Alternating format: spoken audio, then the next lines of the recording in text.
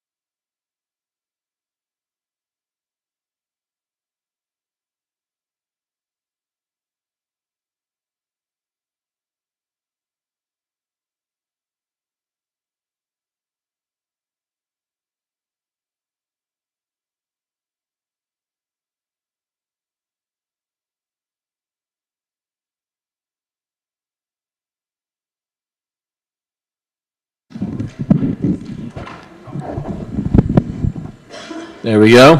All right, we're going to get started.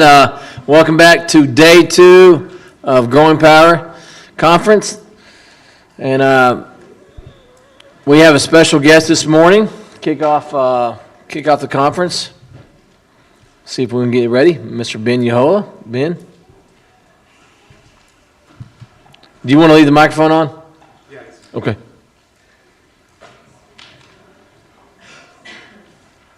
So it won't be that loud. So, Yanita Hajomet, Elegiat, Moment Lakimahin, Madogazis, Moment Yanita Hajomet, Muscogee, Midalwadadi, Hajomet, Mahakazokodat, Hajomet, Moment in get to the Dade, Sahalwiza get Hajomet, Puliat, Moment Yanita Hajomet. I get there, moment hajomet. The head kid I'm Bunagadari, Dari Makat. I want to thank you all for being here today on our last part of this event. A lot of things have been shared, and it's really, I've taken it to heart.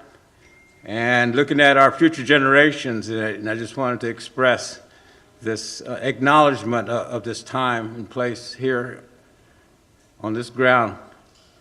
I always say that we make places sacred based on our own beliefs, our spiritual foundations that we have.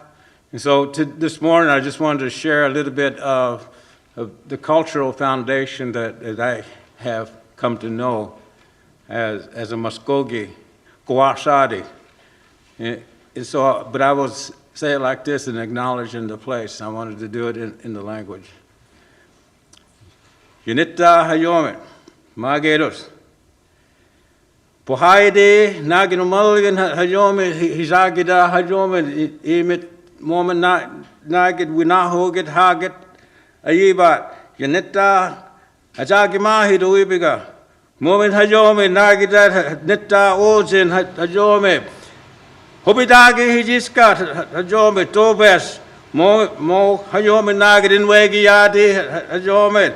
Nagita bastaget pullagana tat hajomet yikchibahi goduatis comet hajomet moment against let hajomet atoega handa distijari hajomet amget let's kadari hajomet anugetska askida inkansba ye lazy moment amabu hetska ojmahi hajomet moment on full the wagats maho get iganadari hajomet ataki mahi hajomet moment of vasted moment nagidari Dagidad, Nittadadi, Hijagahana, Tat, Moment, Hispatahana, Tuibiga, Moment, Nitta, Hajomet, Moment, Pumaget, Letskadadi, Hajomet, Moment, Idokalis, Hajomet, Punagadadi, Hajomet, Punaho Yadi, Hajomet, Pupigi Odosin, Moment, Haladi, Rubatis Comet, Hodo, Ivistomen, Hajomet, Hatskorada, away it. Moment nagidad maho gadi hajomet. Moment nagida patsan bobunaya gato talgi komet hajomet. Boy do vishnome hajomet dade. Istijari do yade. Bomistal gidari hajomet. Nagida hajomet.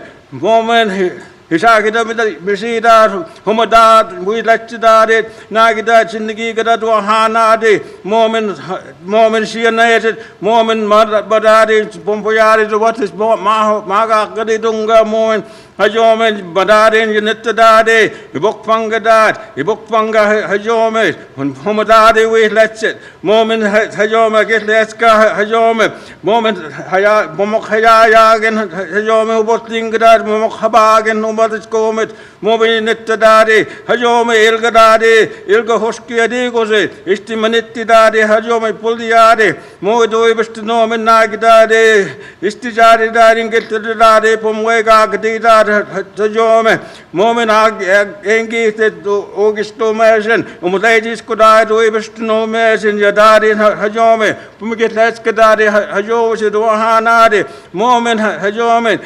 Pombunagadadi, Yaskuri, Oid moment, Oid I don't know if it's no matter. Ubunakadadi Hajome, Ubunayaget, Pulakadida, Musatis Kudadi, Ruibest no Mason, Moed no Maria, no Gitskadaroji, the Mongozo, Duibiga, Momin Nagit Malgadari, Hajome Pumidagi, Badidadi, Momin Hajome, she anated Nitadadi Hajome, Ajay Skadada, Ajay Fulahani Dunga, Moeduibest no Hajome, Ubunakadadi, Hajowakadadi, Makan Hajome, Yahegedadi Hajome, Yaheged Wahane Dunga, Higanadadi Hajome, Ayaheged Wahanega, Momi Makka Hajome, Marget Hajome, Suspoya Hanari, Momi Yaheket, Wegahando Wega.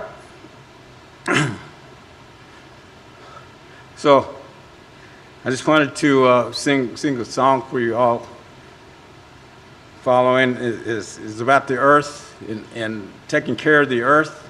And it was it came to me, as I have mentioned many times before, that our sacred songs and medicinal ways have been protected, and we've been advised to so many things that we can't share like we would like to share. But because of our experience, we have to protect ourselves for posterity, excuse me. And so this song here is about protecting the earth and that how we pass on to the next generation. And the attitude of love, faith, and humility, and obedience to a good way of life.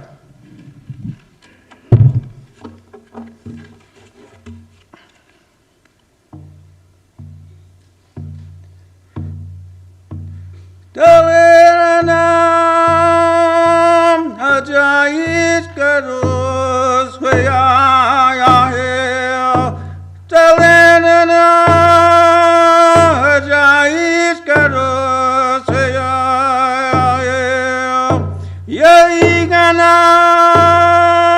ajaiji nagioma ganhaga gadi hoya Jabuja tastanagi ajaiji Talenana ajais kados Talenana ajais kados Yaigana ajaiji Nagiyoma ganhagagadi Jabuja dastanagi Higana ajaiji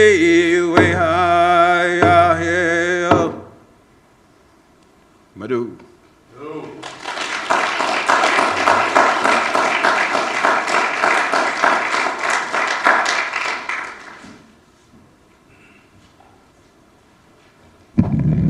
Madobin, that was beautiful. So good morning, everybody. We're going to go ahead and get started. Today, starting out, we're going to have Kent Sandman and Veronica Pipestem. They're going to talk to us about corn, varieties of corn, history, origin, opportunities. So just a little background. Kent Sandman is Kiowa and Chickasaw and an enrolled member of the Kiowa tribe of Oklahoma. He became interested in growing traditional corn in 1993 and has been growing corn, beans, squash, sunflowers, and other indigenous crops since then. Over time, his interest has grown to include not just traditional agriculture, but also traditional food systems, including hunting, gathering, and fishing. Veronica Pipestem is a proud member of the Osage Nation and longtime archivist. She has spent many years with the Muscogee Nation as director of the Cultural Center and Archives Department.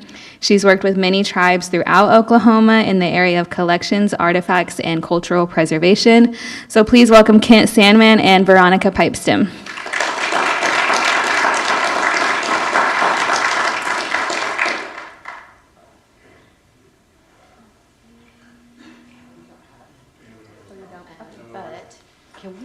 these tables out?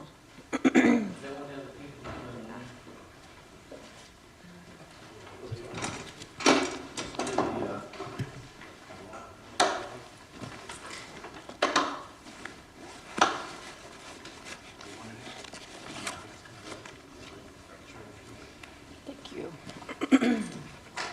So if you give us just a minute, we're going to get our seeds out. And we'll give you some time to kind of look at these after we finish talking.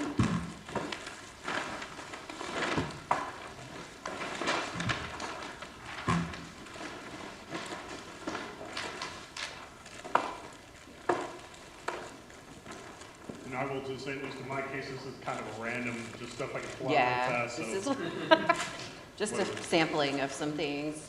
There's that sweet corn. Okay.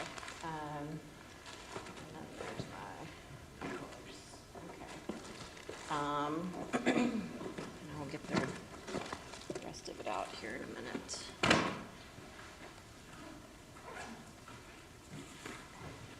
So I don't think I need a mic. I'm pretty loud. I can talk just fine without without a microphone. But yeah, so thank you for having us today. And we're going to change the topic of our talk a little bit. now, Chris said it was just what he tentatively put in there, so we Yeah. decided we were going to take liberty with it. So our talk is called Rematriative Agriculture and a focus on native foodways. And so I think that one of the things we want to talk about is what is rematriative agriculture, right? And this is coming from, discussions that Kent and I have, and I guess I'll do a little bit more of an introduction. So Kent and I just have started a new nonprofit called Native Foodways Restoration Alliance, and it's specifically focused on this region, so Oklahoma, probably mostly just Oklahoma at this point, but Kansas, Arkansas, Texas areas, and really talking about doing rematriative agriculture practices and doing seed rematriation and seed stewardship of native seeds. So that's one of the reasons that we're wanting to do, talk about the particularly rematriative agriculture, because in previous discussions, the big code word is regenerative agriculture. Well, we don't do that. That's not really what we do. It doesn't just accurately describe what we do. We're native ag people. And Kent's a Kiowa Chickasaw. He practices Kiowa Chickasaw ag, and I practice Oto, Osage, and Potawatomi ag. And while it has regenerative aspects to it, and it's certainly organic and all these things, it's not that. It just doesn't fit in those definitions. And we found that to be true too in our efforts to get funding and things like that. People don't really know what we're doing when we talk about food as cultural and spiritual importance. And so we've got to be able to give people access points to what we are talking about. So rematriative agriculture, what is it? And I think we first need to define rematriation. So this definition comes from the Northwest American Indian Coalition.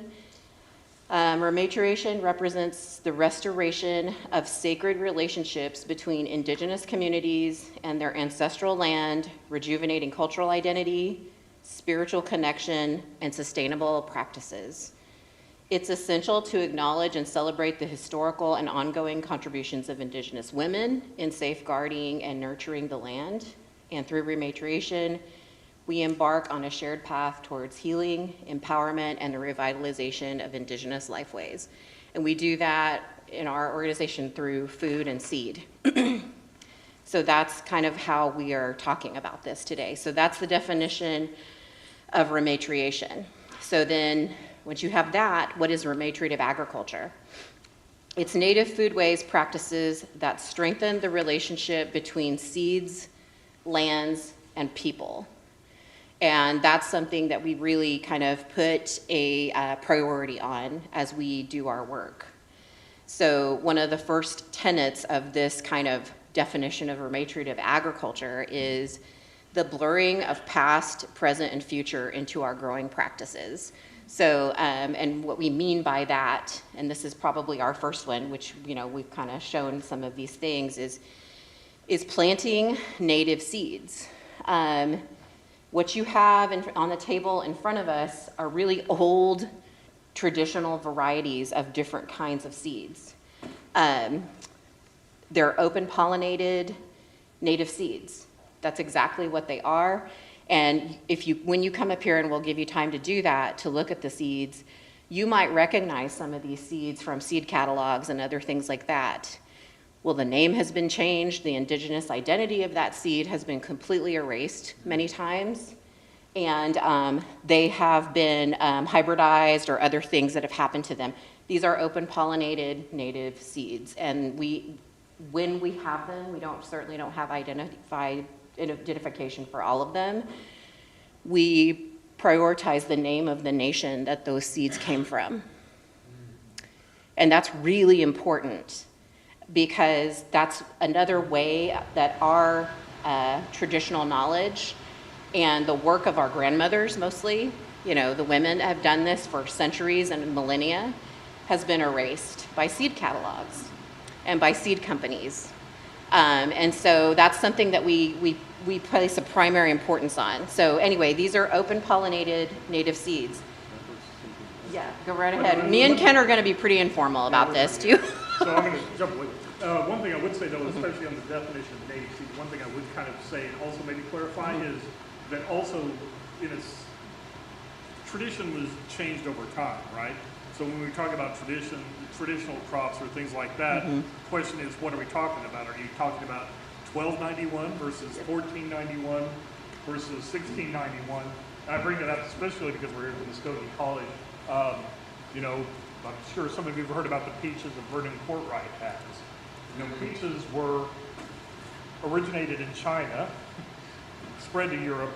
The Spanish brought them to Mexico. When the Spanish conquistadors show up in Florida, there are already peach orchards growing. So how did those peaches get from Mexico to Florida? Well, there had to have been trade networks, which is something we're going to talk about a little bit before. But essentially, and you know, the Navajos are another example. The Hopi, they have their own varieties of apricots and peaches. They have their own variety of sheep. So native seed isn't necessarily, I guess the clarification I would say is it's not necessarily something that had its absolute origins in the Americas, but was definitely went through those processes because they developed their own, like the peach variety, that all these native peach, when I say native peach varieties, that we have are basically, they're open, I mean, they're not open pollinated, that's the term.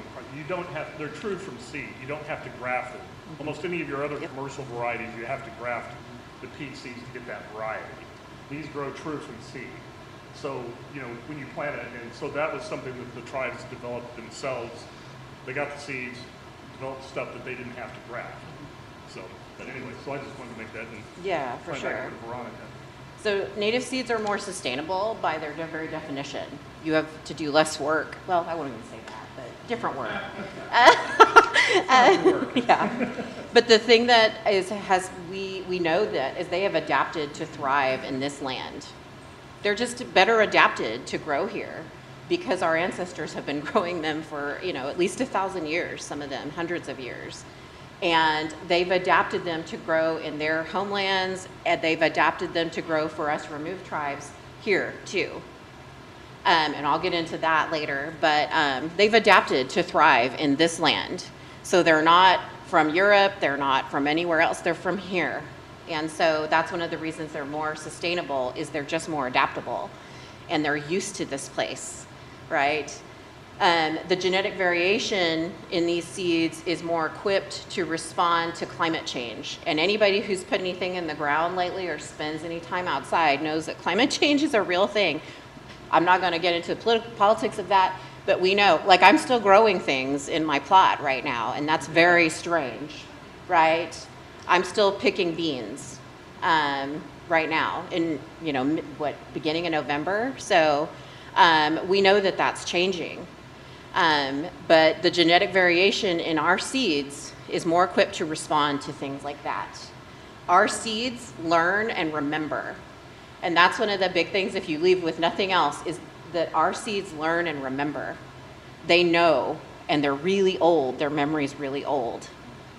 And so this, to them, they're learning all of these things, and they're taking them in, and we don't know how they do that, but they remember and they learn from the years that they get grown out, right? And they want to live too, so they're going to adapt to that.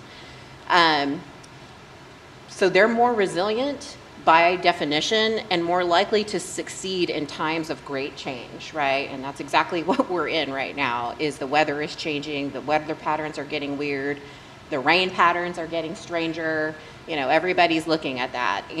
But these are more equipped to adjust and to do that. So Ken, I don't know if you want to throw anything else in. Yeah, and I would say kind of on the issue of like the genetic variations and also the seeds learning and also climate change. I mean, I definitely think what's going on now is unprecedented. It is not in the past. On the other hand, it is true that people went through pretty considerable climatic changes. I think especially here in Oklahoma, if you're looking at the tribes, I mean, we're talking Muscogee Nation. If you look at what happened in removal, effectively they pretty much lost about 1.5 feet of annual rainfall from where the homelands were to where you are here now. And also the rainfall was more sporadic, so things would have been much more difficult to grow than, say, in Georgia. But I actually do have one of the varieties. I don't have them all labeled out. This is actually, this is a Muscogee corn from Angel Lowe. It was a pasture. I mean, it's actually who could pass through, and I've been growing it. And so this was one that was brought over during removal, but it's adapted and it grows it. He grew it pretty successfully. This is a Chickasaw variety. Again, not sure if this one actually got brought over from removal. Morgan wasn't totally sure about that, but I probably was. And this is another one from Morgan Wells, another Chickasaw variety. But the ones that we have and have maintained, they've actually gone through a pretty serious climatic change just to be able to still survive and be growing here. So, and they probably would be able to make those changes in the future as well. And also one thing I would kind of point out, when Veronica was talking about the seeds learn and remember and the variations, genetic variations, a lot of stuff has been lost, but my experience has been, if you, and other people as well, that if you grow this stuff out, and especially you have to start growing it out, not on a huge scale, but something like about like if you're talking about corn, about 300 plants, you'll start seeing a lot of variations show up and mutations. And I think a lot of that is, and if you're paying attention, a lot of that's probably varieties that were lost in the past. It's still in the genetic memory of the other seed. So that's one of the ways to think about recovering those varieties. Because I mean, there had to have been multiple varieties of corn being grown back, and what we have now in Oklahoma is just a handful of that. But how do you get that back? And the seed will kind of do that work for you to some extent. Yeah, the seed will give it back to you. So there's multiple stories across other indigenous communities where they were missing a type of variety that they knew they had, but they were growing other varieties that don't look anything like this, and cobs or seeds of that will show up in those plots over time. And as you seed save and select, they've been able to get corn back that they've been missing for 100 years. So the seeds really will give those things back to you. If, when you grow them out and you give them, I think 300 is the magic number. I think other people that do this work with this will argue that what the perfect number is, but 300 is probably pretty good as when corn is really going to start doing some really cool stuff with you and showing you what it can do because you've given it enough genetic profile in the plants. But, so yeah. I was just going to, so one other quick story in real fast though, and I would also say it's not, and this is kind of gets back to some of the stuff about what Veronica is talking about, and it is a system. It may not just necessarily be you or the humans or the plants. There might be other people helping as well. I've got a story about actually from this corn variety I was growing one year, and raccoons are really like corn. The joke is if you want to know when you pick your sweet corn, go out and find all the ears that the raccoons ate, and those were the ones that you should have picked for the perfect sweet corn. But I went out and I found this one ear that had all the raccoons had eaten several ears, but there was this one ear that they had completely pulled the husk back. And it was just laying there on the ground. And it was this yellow corn, but the interesting thing was it had a bunch of what they call chin marks or stripes. And it had a bunch of red, every seed on this particular ear had red chin marks all through it. And like I said, the raccoons had pulled this one ear off and just left it on the ground. And so actually, I didn't bring it, but I've kind of grown that one as a separate one. And it looks, if you kind of get it nowadays, it looks like it's a red corn, but actually, if you look really carefully, it's a red and yellow striped corn. So that was one case where there was sort of like a raccoon intermediary. I jokingly, well, not really jokingly, but I call it my raccoon corn because it was one that was the seeds were selected out by a raccoon. Yeah. So that's one part of remunerative agriculture. Another kind of part of this definition is rekindling and or strengthening our old trade networks with other indigenous communities. And that's a super important part of the work that I do. So I'm also a coordinating committee member for an organization called Braiding the Sacred. And Braiding the Sacred, we're now global. We're not national anymore. Long story short, we inherited a collection of seed from a man named Carl Barnes who self-identified as Cherokee. And over time, over his lifetime, he amassed a very large collection of seeds, not just corn, a lot of corn, but other seeds. Yeah. And so in his passing, we've inherited that. And so our job at Braiding the Sacred is to rematriate seed and return it to its communities. And it's a lot more difficult than it sounds. But we do that. And we also, as we go, we form networks with people in the areas that we're returning seed to. And so we have a sister organization called La Alianza Milpa, who are made up of indigenous women who are in Mexico, Central and South America, who are doing this kind of work as well. And so when we talk about rekindling those old trade networks or strengthening them, that's the thing. These things have been going on for millennia, and we need to kind of keep that going and make a conscious effort to do that, especially as it concerns our seeds and our food. Braiding the Sacred or La Alianza Milpa? La Alianza Milpa. It's a tongue twister for me. But so one of the things that we want to get into about that, why is that so important, is trading seeds as a climate change mitigation strategy. That's one of the main things that we are doing among the indigenous growers. I don't even like the word farmer because it has a connotation with it that is not really what we do. But so trading seeds is a climate change mitigation strategy. So one of the things that we like to do when we're in a different community somewhere and we know they have different farming practices or they're in a completely different bioregion than where we live is give them some of our seeds and say, grow these out, and if you practice dry farming, I'm dying to give some, like a Hopi or a Zuni farmer in Arizona, Osage seed, because they practice dry farming where they plant their corn seeds 18 to 24 inches below the ground because that's where the water is. And their corn has learned to grow and thrive, under that method. And I want my seed to learn to do that because it will. Because we don't know what the climate's going to do. Is it going to get hotter and wetter, or hotter and drier, or colder and wetter and colder and drier? And so that's one of the things that we do, and it's a long game, right? It's not something that happens overnight, but we give seeds or trade seeds a lot of times with other indigenous farmers so that they can grow and do mound planting in waffle gardens, other kinds of methods, or just in other places like Big Horse was grown by my Indian grandmother. She's Ho-Chunk, so we address them as grandmother in northern Wisconsin, and she gave me 3 or 4 ears back, and she kept the rest of it. But I'm going to want to plant that if it ever gets really rainy and cold here, So those are things that we do that is really a prerequisite of that, is having those trusting and mutually beneficial relationships with other indigenous communities. Ken, I don't know if you want to talk about that. Yeah, and I was going to say, this actually kind of go back to the point Veronica made earlier about blurring the past, present, and future. Because to some extent, what we're kind of recreating stuff that was already there in the past. It's largely been separated by a bunch of things, obviously, separated by things.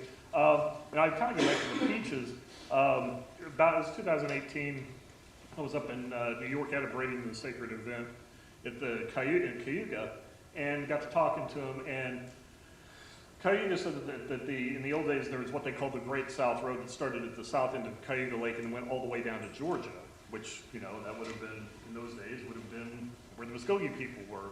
And they were talking about the fact, and this kind of goes back to the peaches, that they were, in Cayuga, nowadays there's a bunch of vineyards out there because of the lake. But in the past they had huge orchards that they were growing, and they were growing peaches. And they were trying to revive that, and they were talking to some archaeologists, and then somehow or other the archaeologists were able to determine that the original seeds that the Cayuga were growing came from Georgia. So there were trade connections going from Georgia all the way up to New York, around like Syracuse, New York, in that area, and Ithaca, I guess. And, you know, so, and who knows, did they get them, because there could have been English colonists at that time they could have gotten the seeds from, or did they get them, but chances are I bet they probably got them from Muscogee people.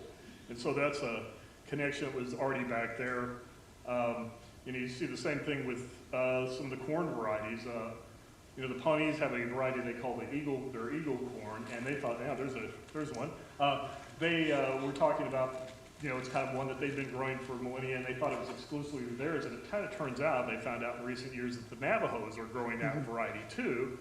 And A particular community of Navajos in Yeah. Kootenai by Shiprock. And they said, oh yeah, we got it from the Pawnees. That's where we originally got it from. The Pawnees have kind of forgotten that, but the Navajos were like, yeah, we got it. Well, and that's you know, from Nebraska to Shiprock is a little bit of a distance. So what was, you know, how did that corn get down there? So things were traded, and so, you know, what we're talking about with this is not anything new, really. Right. So yeah, so another tenet of regenerative agriculture is trade as a food and medicine security measure. So again, these rekindling of these networks. So forming friendship with other growers or groups of growers to trade for food and seeds when your community has a bad year. That has happened over and over again when we see networks that we know we have, you know, helped to create or have been part of the introduction of that. For example, one of the Haudenosaunee communities this year had a really bad year for tobacco, but they had given tobacco of their variety of tobacco to a grower in Wisconsin, and they just had a bumper year of tobacco. And so and what's a little uncanny about this is that grower in Wisconsin had no idea that this was a really bad year, and they just happened to go over there and give them all the tobacco they needed for their ceremonies this season. And so it's those kinds of things that seeds do and happen, and sometimes when you feel like you've got whiplash or something a little strange is happening, it's usually the seeds that are doing that. But that's another reason you want to set up those trade networks for that, is so that you can, you know, it's another, just a security or a mitigation measure where you can rely on other communities. The other thing that we always do when we go is we give seeds to different folks, not only just for growing out, but, and I've learned this from Angela Ferguson, who's an Onondaga farmer. And if you ever meet her, go look her up. Everything she says is wonderful. And she also works with me at Braiding the Sacred. And I learned this from her. And she'll say, the Haudenosaunee want to gift these seeds to you, and every community they go to, there's Haudenosaunee seeds now. And what she says is, if there's ever a catastrophe where we live, a fire, a flood, or something, and all of our seeds are wiped out, we're going to know that we can come to you and get our seeds. So I'm trained as an archivist, and it's a redundancy measure for the security of your community's food and their seeds. And so she's really kind of pushed that idea forward for me, especially.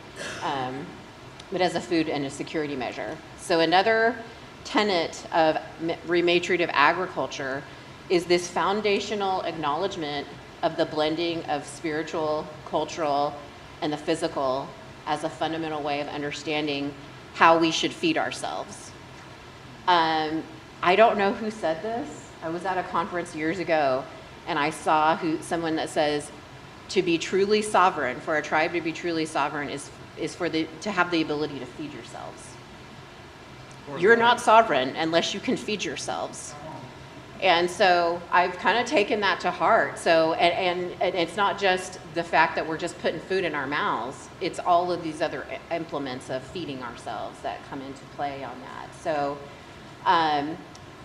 we want to strengthen and or revitalize ceremonial practices surrounding seeds, land, and foods. Because really when you talk about seeds, you can't not talk about the land and the people.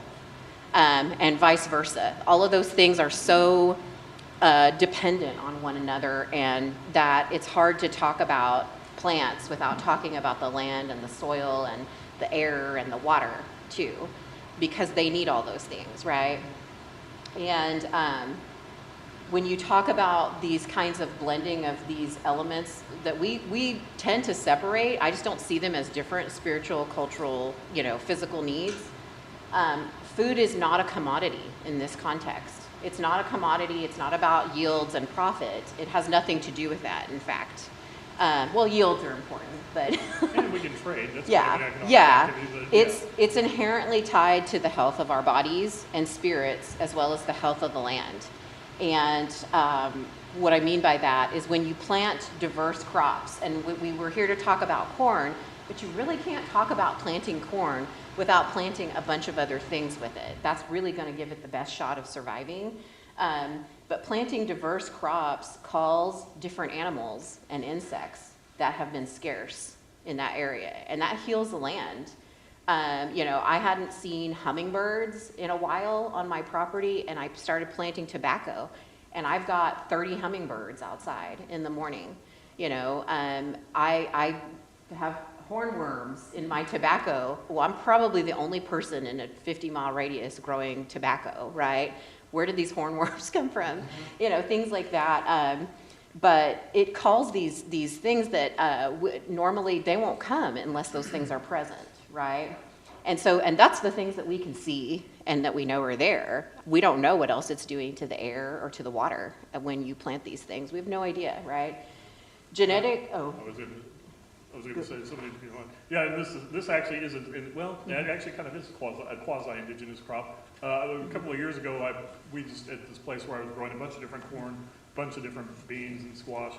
We just happened to plant a sorghum variety that was actually from Africa, and it was the craziest thing. We had insects. We had no idea. They were all kind of in the sorghum. Well, I should say this. The place I was growing it at the time was also engaged in medical marijuana cultivation too, so that might have done it too. That might have been the other missing ingredient. But man, I mean, we were just sitting there going down in the sorghum and going, what kind of bug is that? I had never seen that before. And we were having to like get out the iPhone and taking pictures and identifying the insects. And most of them were beneficial too. We were getting a lot of those wasps that lay eggs and other bugs, and kill. They're basically forms of control. And I'll bring up too there's a couple of pea varieties that are kind of like a Crowder or field pea variety that I've gotten from Carl Barnes that I grow out, and Veronica has too. And I told Veronica, I said, when you start growing those peas, just be kind of careful, because when you go out there to pick, what you'll find is there's always going to be wasps in them. And of course, wasps aren't necessarily, a lot of them are also doing insect control. But you'll just go out there and I'm kind of careful when I go out and pick them. But I always am aware, you just got to move calm and cool and be slow. They won't bother you, but there will be a ton of wasps in these peas. And flies. And same thing with sunflowers. You'll constantly see bumblebees in those things. Mm-hmm. So. Yeah. So yeah, that's and I'll get to the peas again. Yeah. We're going to keep talking about those peas. Yeah, we're good. Genetic diversity will show itself in the plants we grow, which teaches us as we are growing them to adjust our practices. So I can't remember the point that the different colors of corn reflect the things we need in terms of vitamins and minerals. And I very much do believe that. So here's an example of that. So this is big horse corn. This is a corn that I have an affinity for. It's an Osage corn. And this is the same corn, right? It's all the same corn variety. I've had plain pure white ones. I now have black ones that are showing up. And I also, every year I grow this is a flower corn. I get an ear of dent corn every year. never fails. And so I'm just kind of saving those and saying, you know, what do I need to be using that for? What is it giving this to me for? I have another friend that's an Osage grower that grows this kind of corn, and he turns everything blue. It's all blue all the time. Mine looks like this. Some of it'll be dark red. This is an orange color that's starting to come out in my corn as well.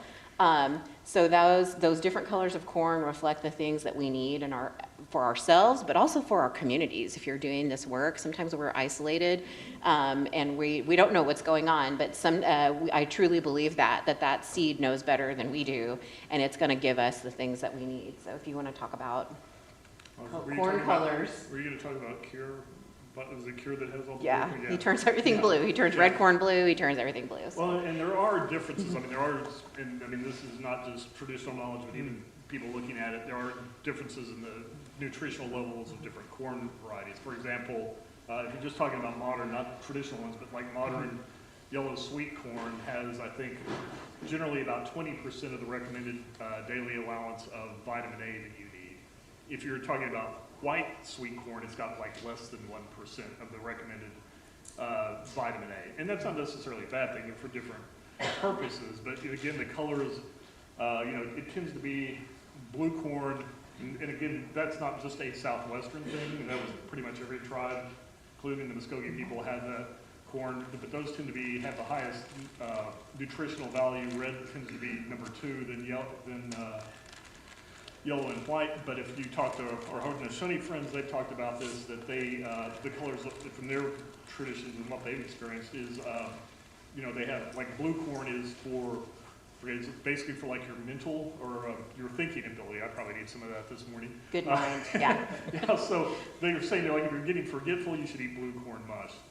Red corn is for like the vascular system. Yellow corn is for the digestive system, and white corn is kind of almost sort of like a spiritual corn. They use that a lot for like the silk from the white corn they will use to make a tea out of it, and they use it for people who are like for having substance abuse problems and things like that. And they said that seems to work pretty good. So all of these different colors have different uses and different purposes. And also, just like different mineral content, all those sort of things. And I also think, too, something that we shouldn't overlook is that there were different culinary purposes for those different colors. It's like, even if you're growing wheat nowadays, are you growing it for pasta, are you growing it for bread, you're gonna use a different wheat variety. There's all those developed for specific purposes. Or copes, like everybody uses copes, Yeah. but copes is really only once you have these other varieties, but that's a big problem is access, right? So it's not to shame anybody. But copes is really good for a couple of things, and it's not great for everything else. Or you'll figure out like that this corn is really good for other things, and that you don't want to be making corn soup out of copes all the time. Once you've had these other corn varieties, there's corn soup that tastes way better because it was made for that. And we're running out of time, so I'm going to go through these last 2 tenets real fast so that we can give people time for questions and to come up and see the seeds. The other tenet of remunerative agriculture is that it acknowledges seeds and lands as living entities, right? Seeds are, they're living. They kind of do what they want. Anybody who's ever planted any seeds knows that you really don't have any control over them. Once you stick them in the ground, they're going to do whatever they're going to do. And the other thing that I'm going to say, and I want to make this very, very clear, native seeds belong with their people. Native seeds belong with their people. Right now, as for right now, that may change in 100 years, but for right now, native seeds belong with native people. That's where they need to be. Native seeds will thrive more when they are well cared for in their community. I don't know how to say that any other way. They need to hear your children's voices and your grandchildren's voices, and they need to hear your voice, and they need to hear, I don't know if they smell or they sense or whatever they do, but they need to be around us more than just the time in which we're planting them. They're not to be sold. They're living entities. I can't sell them any more than I could sell my nieces or nephews. They could be traded. And that's really an important part of this work that we do, is that we're never to sell these. And all of the people that we do this work with, we very much believe that. They're not to be sold. They're not for that. Now, you can sell food and value-added products out of them. That's perfectly fine. but the seeds themselves are living entities and they're not to be sold. The other thing, another tenet, the last one, is that remunerative agriculture is grounded in community-focused ways of producing food for ourselves and restoring and affirming balance. Women's roles as seed stewards and growers, we need to restore a balance to that, and that's part of this rematriation aspect. Women traditionally, in most indigenous societies, were the seed stewards and growers.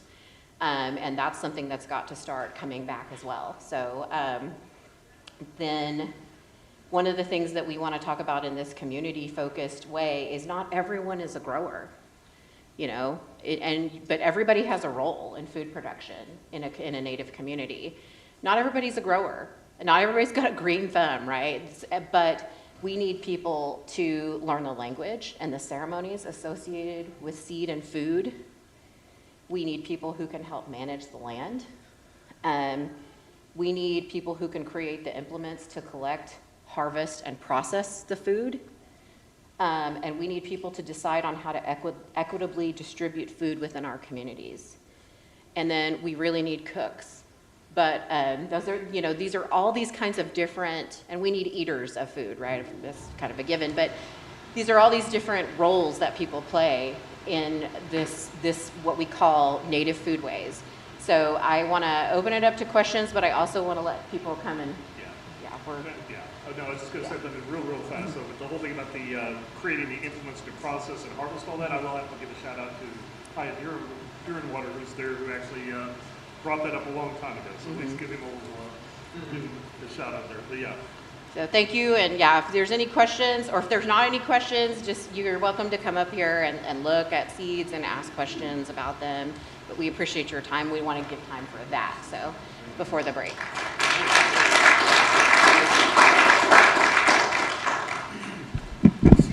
Does anybody have any questions before you start looking at the seeds? One question I was wondering is the types of corns. You guys may have said something about that when I stepped out. We had a speaker we had to flip around, but is this dent corn, flint corn? Is there, like, did y'all talk about kind of like the different types of varieties or anything about that? No, do you want to Can you? Yeah, so basically there's just historically speaking, or not historically, but, and this is, I'm going to be using modern agricultural terminology. Yeah. Basically, you have flour corn, and that's Flour, not Fower.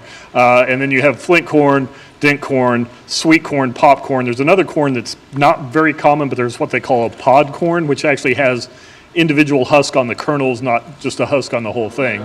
But back to the difference. And actually, I don't know if I need a microphone. I'm just, take it. Don't give me that thing. Yeah.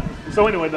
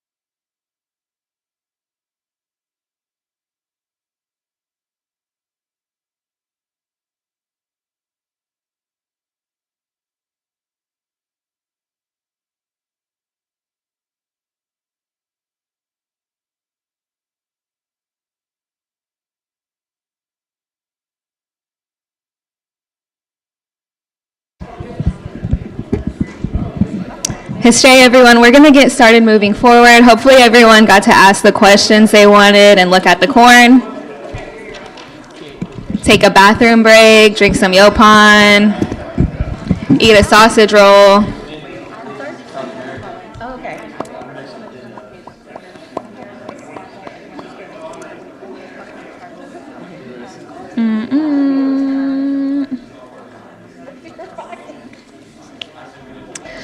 Okay, so next I'm going to introduce our speaker, Tori Seymour.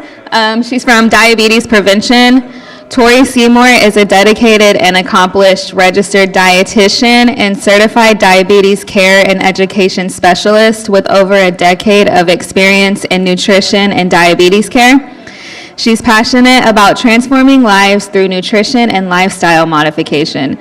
Tori holds a Master's of Science in Nutrition and Food Management and a Bachelor of Science in Nutrition and Diabetes, both from University of Central Oklahoma.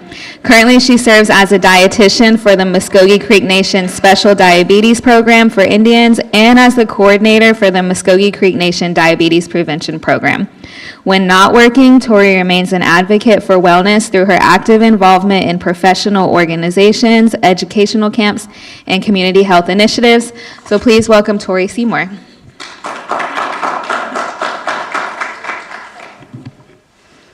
Good morning, everybody.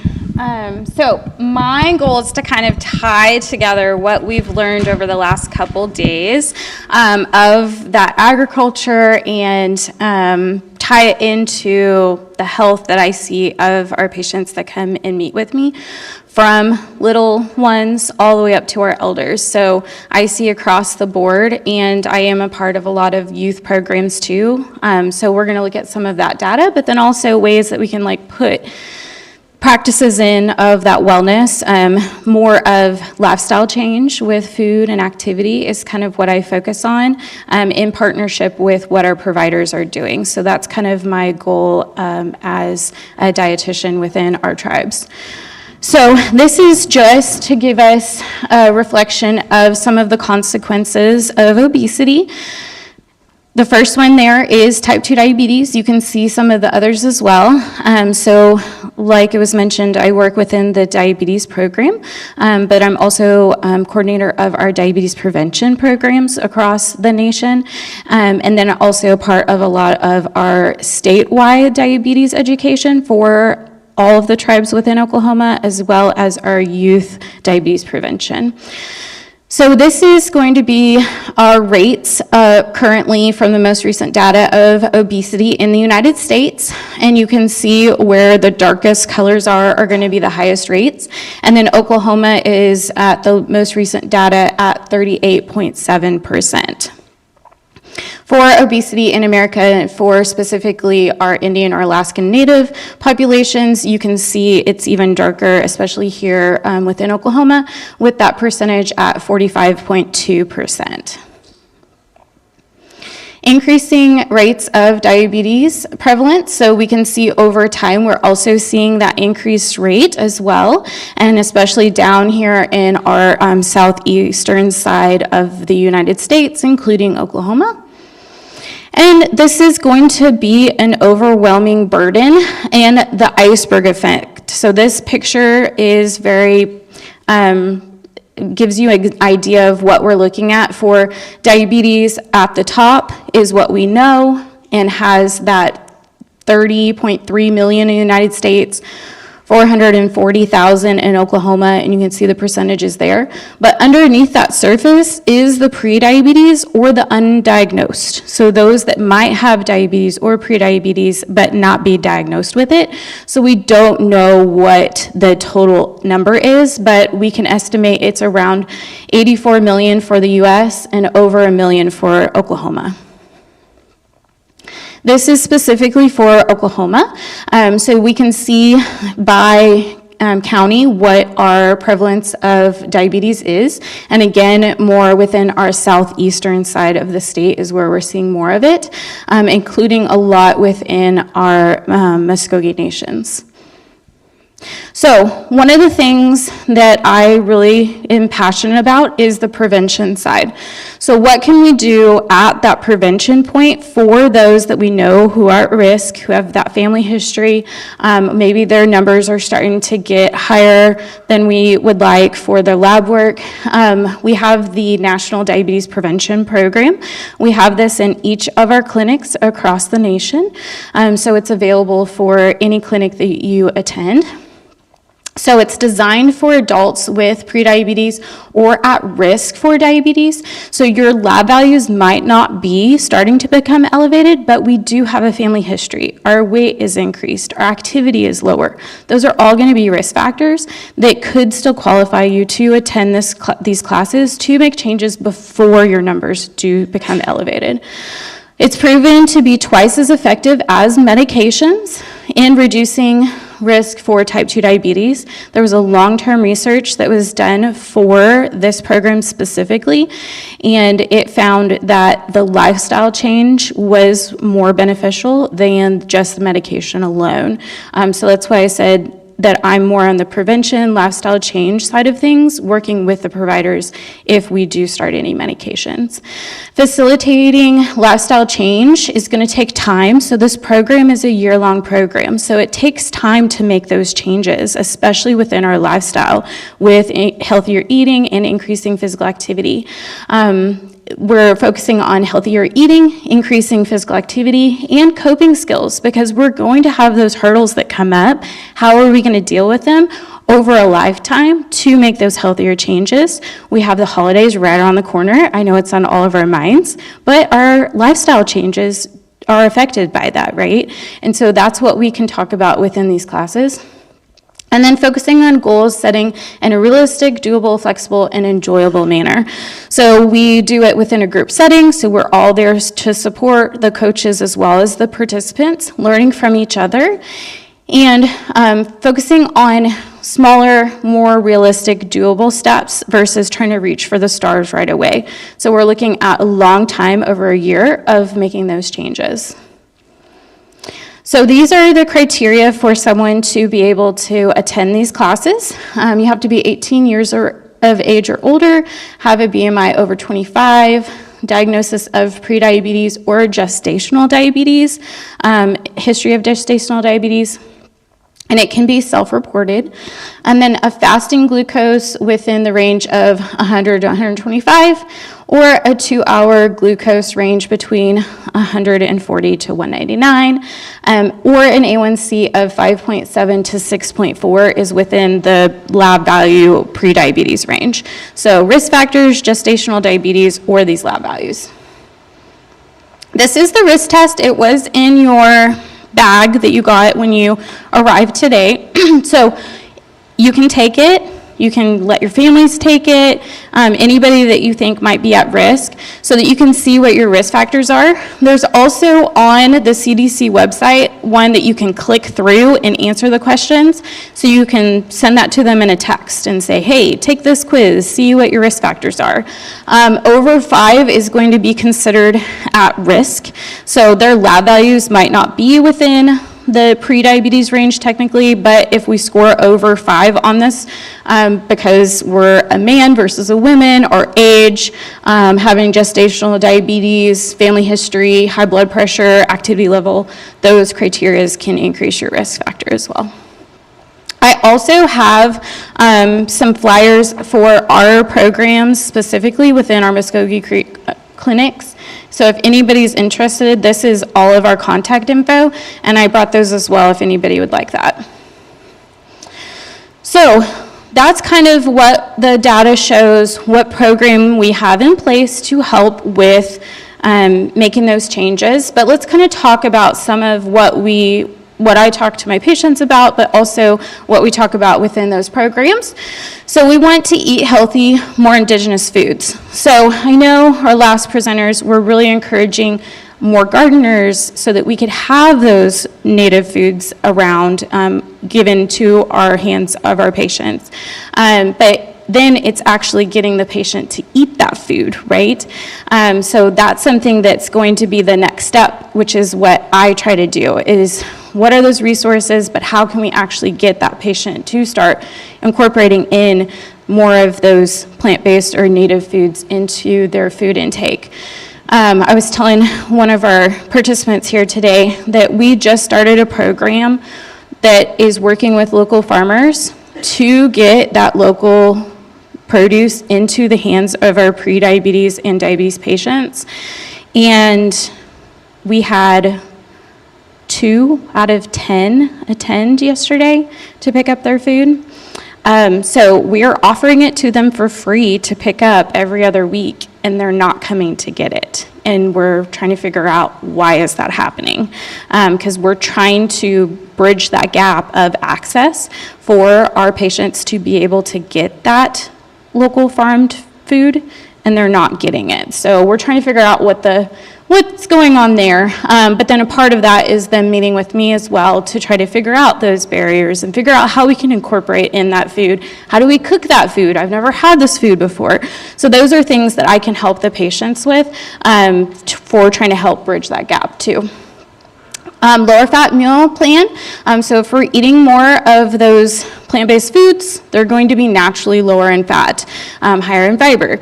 They're going to be lower in calories, especially for the obesity side of things. So those are things that are going to be helpful for our health within these parameters that we're looking at. Eating smaller portions, especially with those higher fat, higher calorie, higher carbohydrate foods. Eating 3 meals per day. I see a lot of my patients that skip meals and then overeat in the evening, or have more of a sweet tooth in the evening instead of having more of a balanced food intake throughout the day. So how can we incorporate in more of those healthier foods throughout the day? Limiting snacks, a lot of times this is with our sugar sweetened snacks or our unhealthy snacks. How can we maybe switch that to a healthier snack option? Drinking more water. Increasing fiber within the food intake, which could be from more of those plant-based foods as well. Being active at least 30 minutes through 5 to 7 days per week. And within the DPP program, that could look like a chair exercise, stretching, to going into the gym. You know, it could look at whatever the participant is starting level is and trying to increase that movement throughout the day. And over time, over the year of the program, trying to increase it to that 150-minute goal per week. Having regular medical checkups so that we can check that lab work and see what is changing, what is improving from these lifestyle changes that we're incorporating in. And then having blood sugar tests at least once a year. So for those that have prediabetes, we want to try to get that lab checked at least once a year, ideally at the start of the program and the end of the program, so that we can see that change. So before and after diabetes arrived, so many Native American indigenous foods have been predominantly whole food, plant-based foods, right? So more of those foods that we could gather, we could harvest, those are going to be more of what our meals were based off of. And then looking at what indigenous versus cultural foods are going to be, indigenous were harvested from the land, plants and animal resources, local, seasonal, nutritious, and environmentally friendly, versus our cultural foods could still have a place, but they're going to be things that are in our environment, that are what we have access to. And I've worked in the Okemah clinic versus now I'm in the Coweta clinic, which is just on the outskirts of Tulsa. And I'll say my patients' food intake is drastically different from the rural to just outside of the Tulsa area, right? Access to food is definitely very different too, where in Okemah, we would, grocery shop once a month, travel to go get those groceries, versus at Coweta, they can go right down the street as soon as after our appointment and go get groceries. So that's going to be a difference whenever we're talking about food access and what our food intake looks like as well. Cross-cultural infusion, so we have a lot of Mexican foods within our environment. I would say every single patient that comes and sits with me has some kind of Mexican food on their food recall. We also have a lot of like pizza, processed foods, easy, quick fix foods. And then connecting to culturalization and globalization. So that's kind of like that mix of fusions of the different cultures within our community as well. And those all could have a place within our food intake, but we're missing that more traditional food intake that we used to have with more of what we're gardening and what we're harvesting. So eating a variety of colors, I know the last presenters had talked about that with specifically the corn and how they could see the different nutrient values in the corn specifically, right? But all of our food intake is going to have different nutrient values in it from the different colors. So we want to try to eat a variety of colors. If you think of like a typical American food intake, fried chicken, mashed potatoes, bread, that's all going to be one color, right? So if we're trying to incorporate in more of that plant-based agricultural food, then it's going to be a variety of different colors. So then you're getting a variety of different nutrients on your plate. So beans, whole grains, vegetables, fruits, nuts, seeds, those are things that we want to try to incorporate in more. They're going to be higher in fiber, higher in vitamins and minerals, antioxidants, phytochemicals. It's going to be beneficial for our gut health as well, which I see a lot of other issues going along with that from our patients. Low in saturated fat and total fat, so that's going to help with our heart health, which is another big risk factor that we're looking at. Low in sodium, which again, one of the main things that we really focus on is blood pressures. So if your blood pressure is elevated, then decreasing your sodium intake could also help. And then free of cholesterol, so our plant-based foods are going to be lower in those cholesterol levels. So people who are eating more fruit and vegetables have been shown to live longer and healthier lives. I don't know if you guys have heard of blue zones, but they're focusing on more of like the access and things like that. And then they found that people within those blue zones do live a longer life as well. So these backgrounds here are the Eagle books. Who's familiar with the Eagle books? I know a couple of you are. Awesome. So these Eagle books are designed for our youth, for teaching the traditional foods, increasing the activity, but specifically these snapshots are from the food book. So it's on eating a variety of colors and incorporating in more of those healthy foods within our food intake. And you can see it kind of mentions some of the different foods.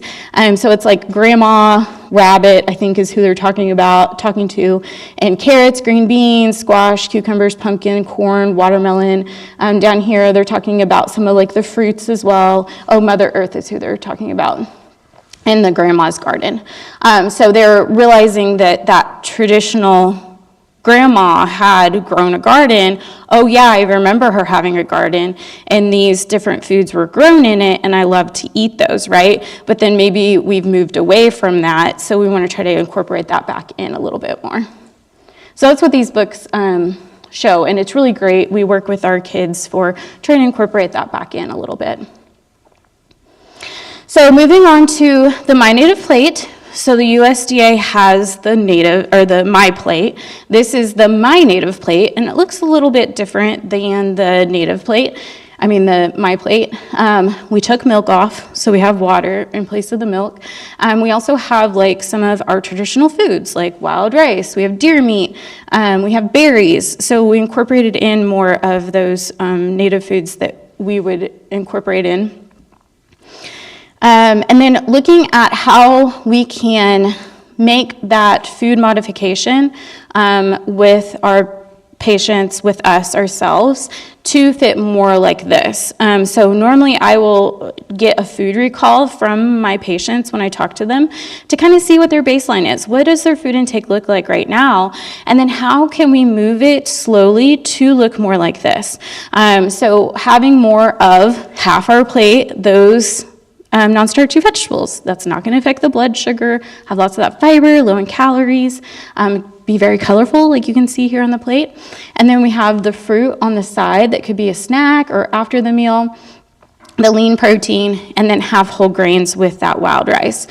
So how can we maybe gradually make those steps to incorporating in a meal that looks more like this? So let's take a look and see what that might look like. So here are just some different food groups for those indigenous foods. So looking at what category they would be in, just to kind of give you an example. Beans, winter squash, potatoes, flour, corn products are all in the carbs, and then protein, turkey, our plant-based proteins, beef, pork chop, bison, mutton, eggs, cheese. And starting with what your meal looks like right now, and then seeing how we can add more of the things that we're missing. So let's start right now with your plate. Think of your plate from like last night for dinner. How can we add more of those non-starchy vegetables that might have been missing? Whose plate had half of a plate of non-starchy vegetables last night? Anybody? Right? Okay, so just a handful of us, right? So we can make those improvements too, but then that's what I'm trying to help our patients do as well, to make those healthy changes, and it takes time. And I like to always think of what can we add versus when normally someone sits down and sees and talks with me, they're thinking restrict. What can I take away, smaller portions? I'm not gonna be able to eat all my food choices that I like. I usually start with how can we add more non-starchy vegetables? If we're doing that, that's going to automatically be decreasing the portions of some of the other foods you're intaking, right? How can we add more water? That's going to automatically decrease how many sugar-sweetened beverages you have, right? So if we're looking at adding more of the healthy, that can help with the portion control automatically without having to focus on it directly.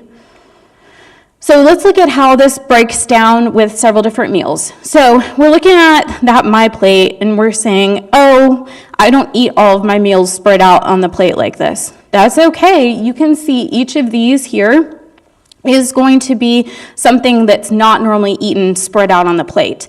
So the first one's like a breakfast burrito. We have the tortilla, that's the grain. We have the egg, which is the protein. I never have put zucchini in my eggs. This one has zucchini in the eggs, but I like to put like peppers, onions, any kind of leftovers you have from the night before of veggies in your eggs.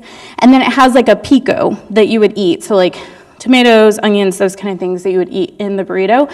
And then maybe you have some fruit on the side. The next one's going to be a hamburger. Again, you're not eating the hamburger spread on the plate like this, right? You're going to eat it all stacked up. But we have a whole grain bun. We have our lean beef patty. We have the toppings on the burger, but that's not going to be a full half of a plate of the veggies. So we're going to add some celery and carrots in place of like chips or French fries on the side with the burger. And then have a fruit as a side with that. And then the last one here is going to be like a stew. So again, it's mixed in the veggies and the meat with a side salad, cornbread, which I know when I've worked with the food distributions for cooking demos, I've done like a blue cornmeal cornbread as an option to try to incorporate in more of those options that are available, and then peaches on the side for dessert. So you can kind of see how that would look spread out with different meals. It might not be all spread out on the plate, but you can kind of imagine where each of those food groups would fit. There's lots more information on this page, and that has the resources at the bottom, and we'll have those at the end, but this is from the IHS website, so you can have access to that. So looking at portions for looking at our food intake, especially when we're on the diabetes side of things for improving the health of our diabetes patients, we will look a little bit closer at those carbohydrates that we're eating at each meal or snack to help with that blood sugar control. So we can't save carbs earlier to eat more later. That's going to still spike the blood sugar up. So we look more at like that portion amount at each meal and snack, especially for those carb foods. So this can kind of give you an idea using the hand method, because we always have our hands on us, to look at those different portions. You know, I know we can look at like measuring cups, kitchen scales, those kind of things, but we don't carry around those in our pocket, right? But we always have our hands on us, so we can use our hands for looking at those different portions. So looking at tips for portion control, not skipping meals like we were talking about earlier. We can't save those carbohydrates for later. We want to try to balance them out throughout the day.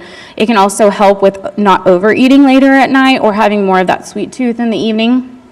Measuring our foods or keeping a food log can be beneficial for some. Maybe just using the My Plate could be beneficial for some. Some have a really good success with logging their food intake. Others, they get overwhelmed. So that's why I always look at each patient as a different individual, from what their labs look like, what we're working on, what their preferences are.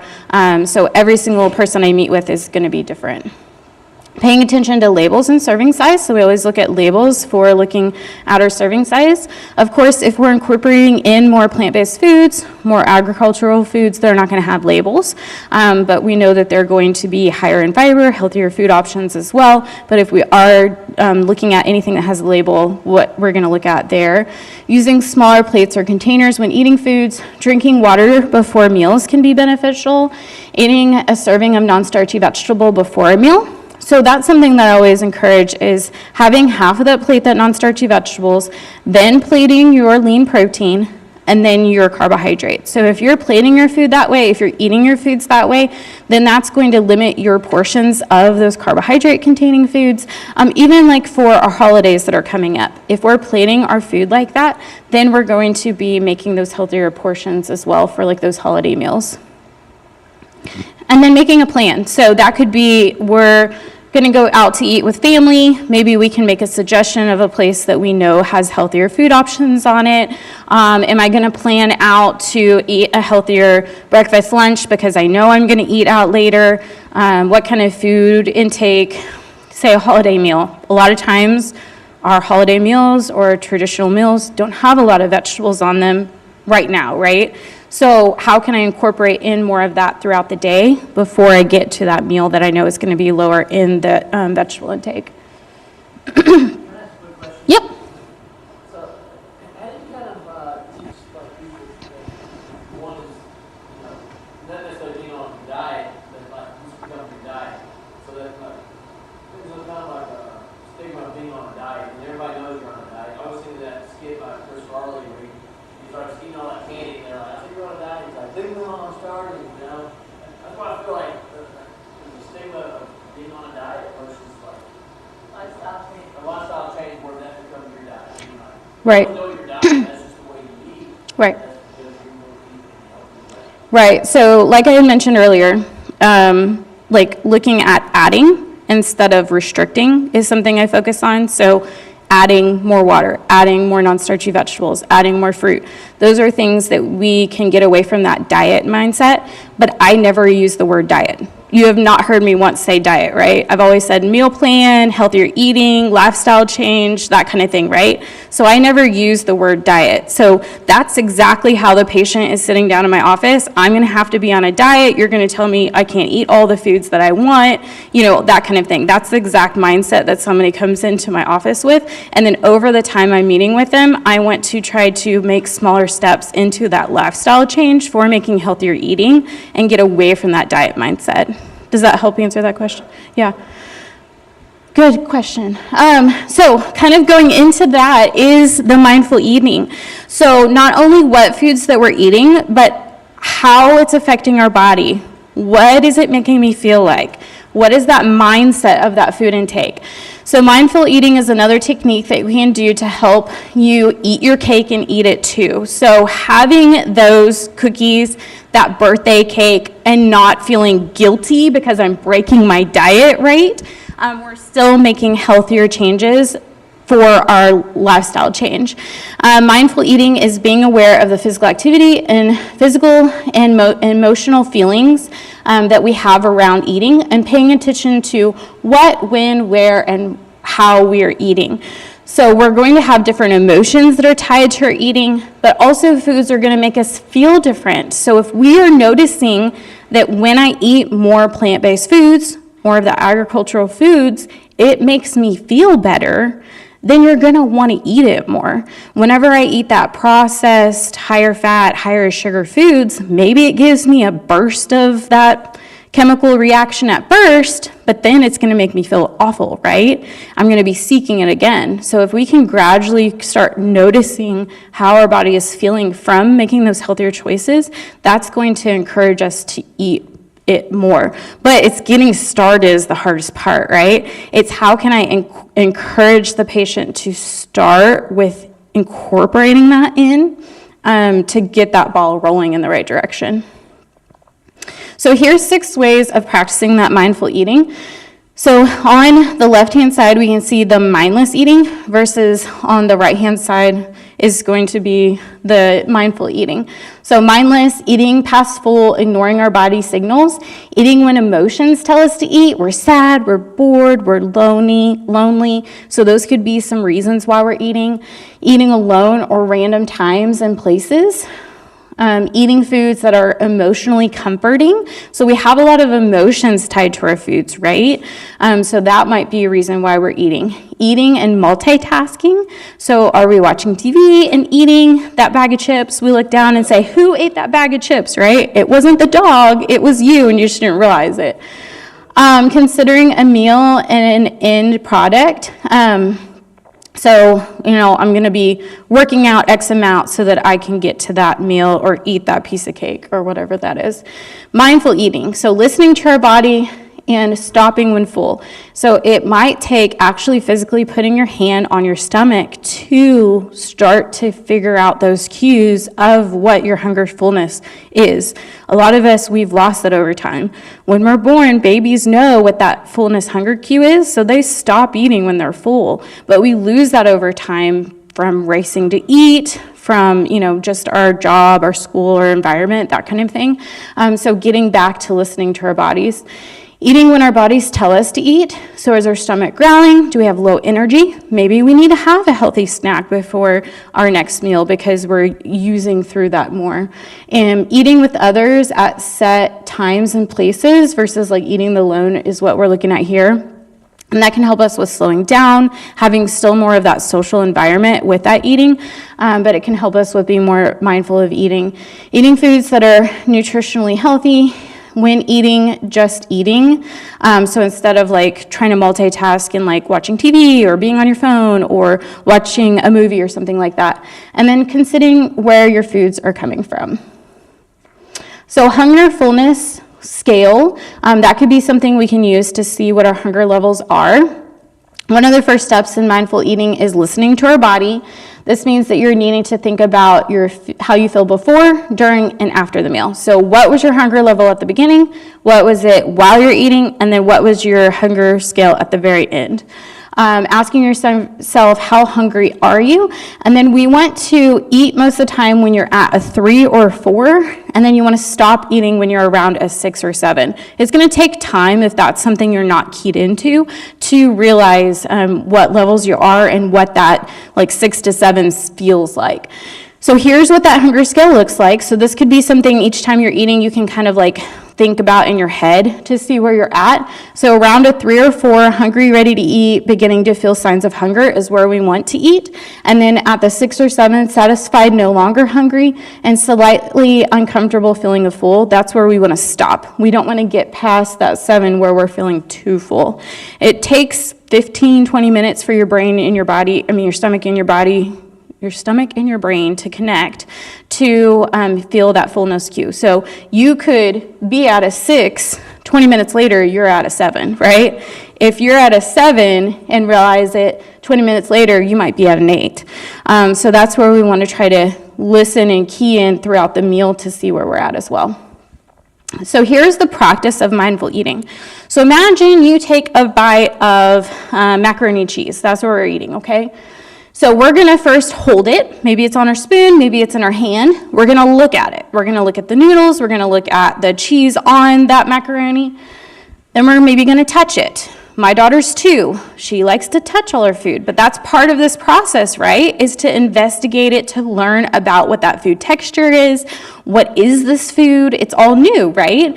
And so if we go back to that and are touching it, we're going to experience more of that food as we're eating it, placing it in our mouth. Not just inhaling it, right? We're placing it in our mouth. Then we're going to maybe smell it, taste it. We're going to chew it for quite a while. Then we're going to swallow it and then think about how that food was. If we're going through that whole process for every single bite, that's going to slow you down, right? And if we're taking every single bite of macaroni and cheese like that, it's going to feel mushy. You're going to break down like the noodles and the cheese from each other. after probably your third bite, you're gonna be like, ooh, this doesn't taste that great, right? So that can kind of be an idea of how that mindfulness eating is going to affect how you're eating. And of course, we're not doing this for every single bite that we're eating, but that can be something to kind of touch base with of like your regular foods and see how they might be affecting you or how they might taste different than what you had originally thought. So it's easier said than done. This is not going to happen overnight, and that's why I meet with my patients on a regular basis so that we can make those small changes, see what's working, what doesn't work, where we need to maybe back up with our plans, and kind of incorporate in more throughout. So setting some goals, looking at those changes. So the changes that could be helpful is keeping a food log, eating more slowly, being more mindful of that food intake, eating more vegetables, making half of your plate those non-starchy vegetables. We only had like 3 people in here raise their hand that they said they ate a half a plate of the veggies last night, right? So we could all work on that. And that I don't do that all the time either. Oh, okay. So that's why everybody was the same. Drinking a glass of water before you eat. I've had patients that come in and say, I never drink water. Okay, well, let's try to have a glass of water a day, right? So if we can try to incorporate in more of that water, maybe have it before a meal, that could also be beneficial. Hey, I was gonna say, Yep. the road march from here over there. Yeah. No one wanted to do it. They all wanted to drive. Oh. And it was beautiful out. It's raining today. You should have done it yesterday. Okay, baking, steaming, or grilling. So looking at the healthier way of cooking the foods as well. So if we have that wonderful, produce, but then we fry it, that's not going to be the healthiest option either, right? So learning new cooking techniques as well, planning snacks and meals ahead of time, and decreasing our sugar-sweetened beverages, which kind of ties into that water intake as well. So if we can decrease that sugar-sweetened beverage, that's definitely going to be beneficial. When we're setting those goals of these changes that we want to make specific, measurable, achievable, realistic, and time-bound. So for example, what that would look like, I want to increase my exercise, or I want to exercise. Great. If you took 2 steps out this door, you increased your exercise, right? Well, let's look at making that a little bit more specific and measurable. So I will walk around my neighborhood 2 times this week for 15 minutes. So next week, you know if you hit that goal or not. So for each of those different goals that you have thought of that may be something you can incorporate in, that's what we want to shoot for, is trying to make it a little bit more specific and measurable so we know if we're hitting those goals or not.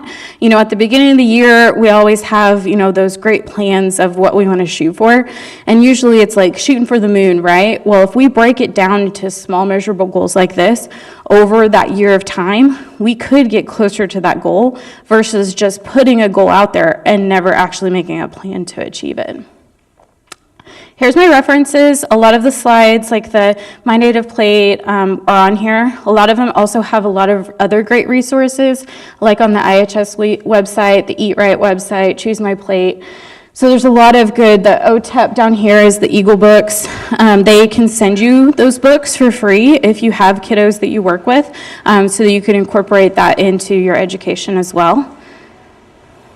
And that's my presentation. I will take any questions. Yes?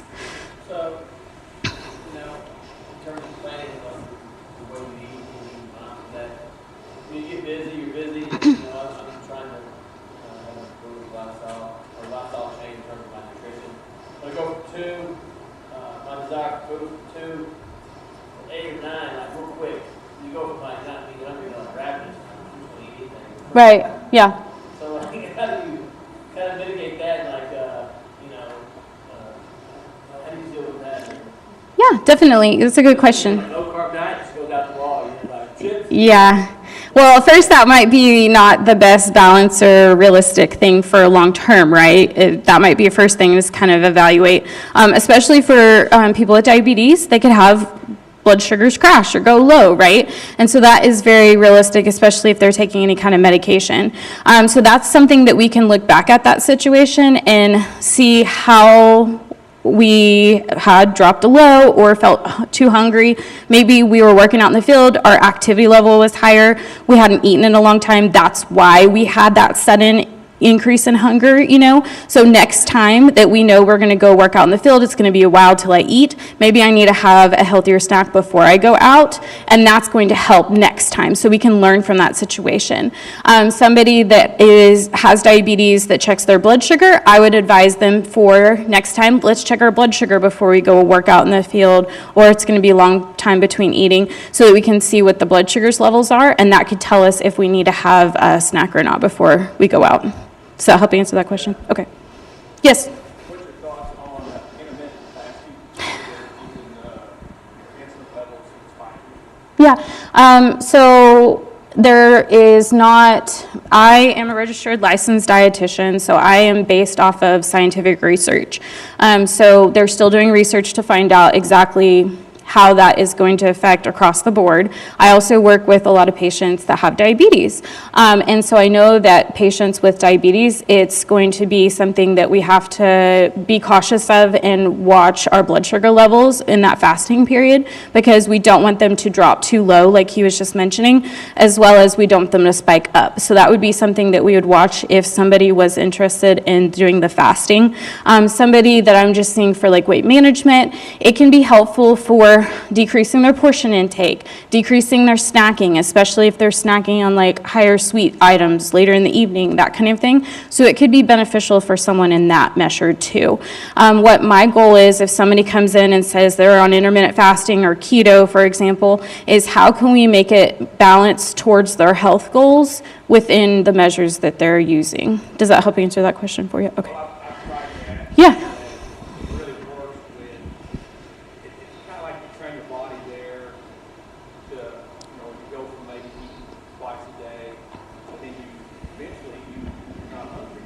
Yeah.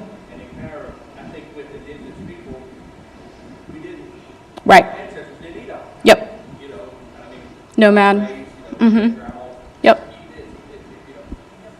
But I had seen where that was kind of pretty to kind of get my health a little better. You know, of course, just the clean protein, got lots and lots of protein. Yeah, I will say that the most recent research I've seen on intermittent fasting, especially for blood sugars, which you're asking about, is eating the intermittent fasting or having your timing of eating earlier versus later. So I'll give you the example. Most of my patients, before intermittent fasting was the thing 10 years ago, would say, oh, I skip breakfast, I ate lunch, I eat a big meal in the evening, I have a sweet tooth in the evening, and a snack at night, right? So now my patients are coming in and saying, I'm doing intermittent fasting, I'm skipping breakfast, I'm skipping lunch, I'm having my fast in the evening and snacking before I go to bed. So what was the difference between that? It was exactly the same, right? They're just putting a title on it. But the most recent research I've seen is if we shift that timing of eating earlier, it helps with blood sugar control and your food intake. You make healthier options then. So that could be something to try within, if you are interested in the intermittent fasting, is can we shift that eating time earlier versus later? Jessica, do you have anything else to say about that? Yeah? Well, something I always think about whenever we kind of get into kind of like ancestors, different families, tribes, in regards to that, is that we moved around a lot more. So a lot of times, our body is able to adapt to during the times that we had abundance of food, and also those times that we did not have abundance of food. No matter if it was gathering, hunting, harvesting off those different food sources. But we're moving around a lot more than what we are today. That's true, yeah. We're working, Mm-hmm. doing errands, taking care of kids, grandbabies, all these different things are important factors to think about the way that we used to eat, the way that we eat now. Just know that a lot of the foods that are accessible, convenient, are really high in calories and fat. And that's just causing a lot of issues, right? So getting back to eating those foods that are grown from the earth, that walk the earth, the least processed, fresh meats, produce, that's all very important. Yeah, definitely. Thank you. Questions? Yes. It's kind of got to be a grassroots effort if you think about society as a whole has pushed us into, where we work all the time, we work stress all the time, and we don't, get up and move around or work outside as much as we used to. Like I said, the diets, there's fast food everywhere around us. Yep. It's so easy to be unhealthy. Mhm. It's really tough to eat healthy. That default is the healthy choice. Because Mhm. society is like built around that. Yep. It's capitalism. Yep. Like, hey, trying to make a buck over here. But also, agriculture is pushed that way too. Yep.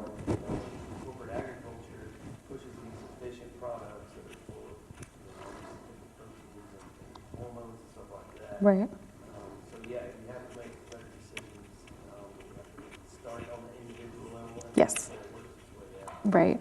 Mhm. Yep. Exactly. Yes. And I just want to make a comment and applaud our tribal nations. It's really important to remember that in our treaties, the government was to feed us.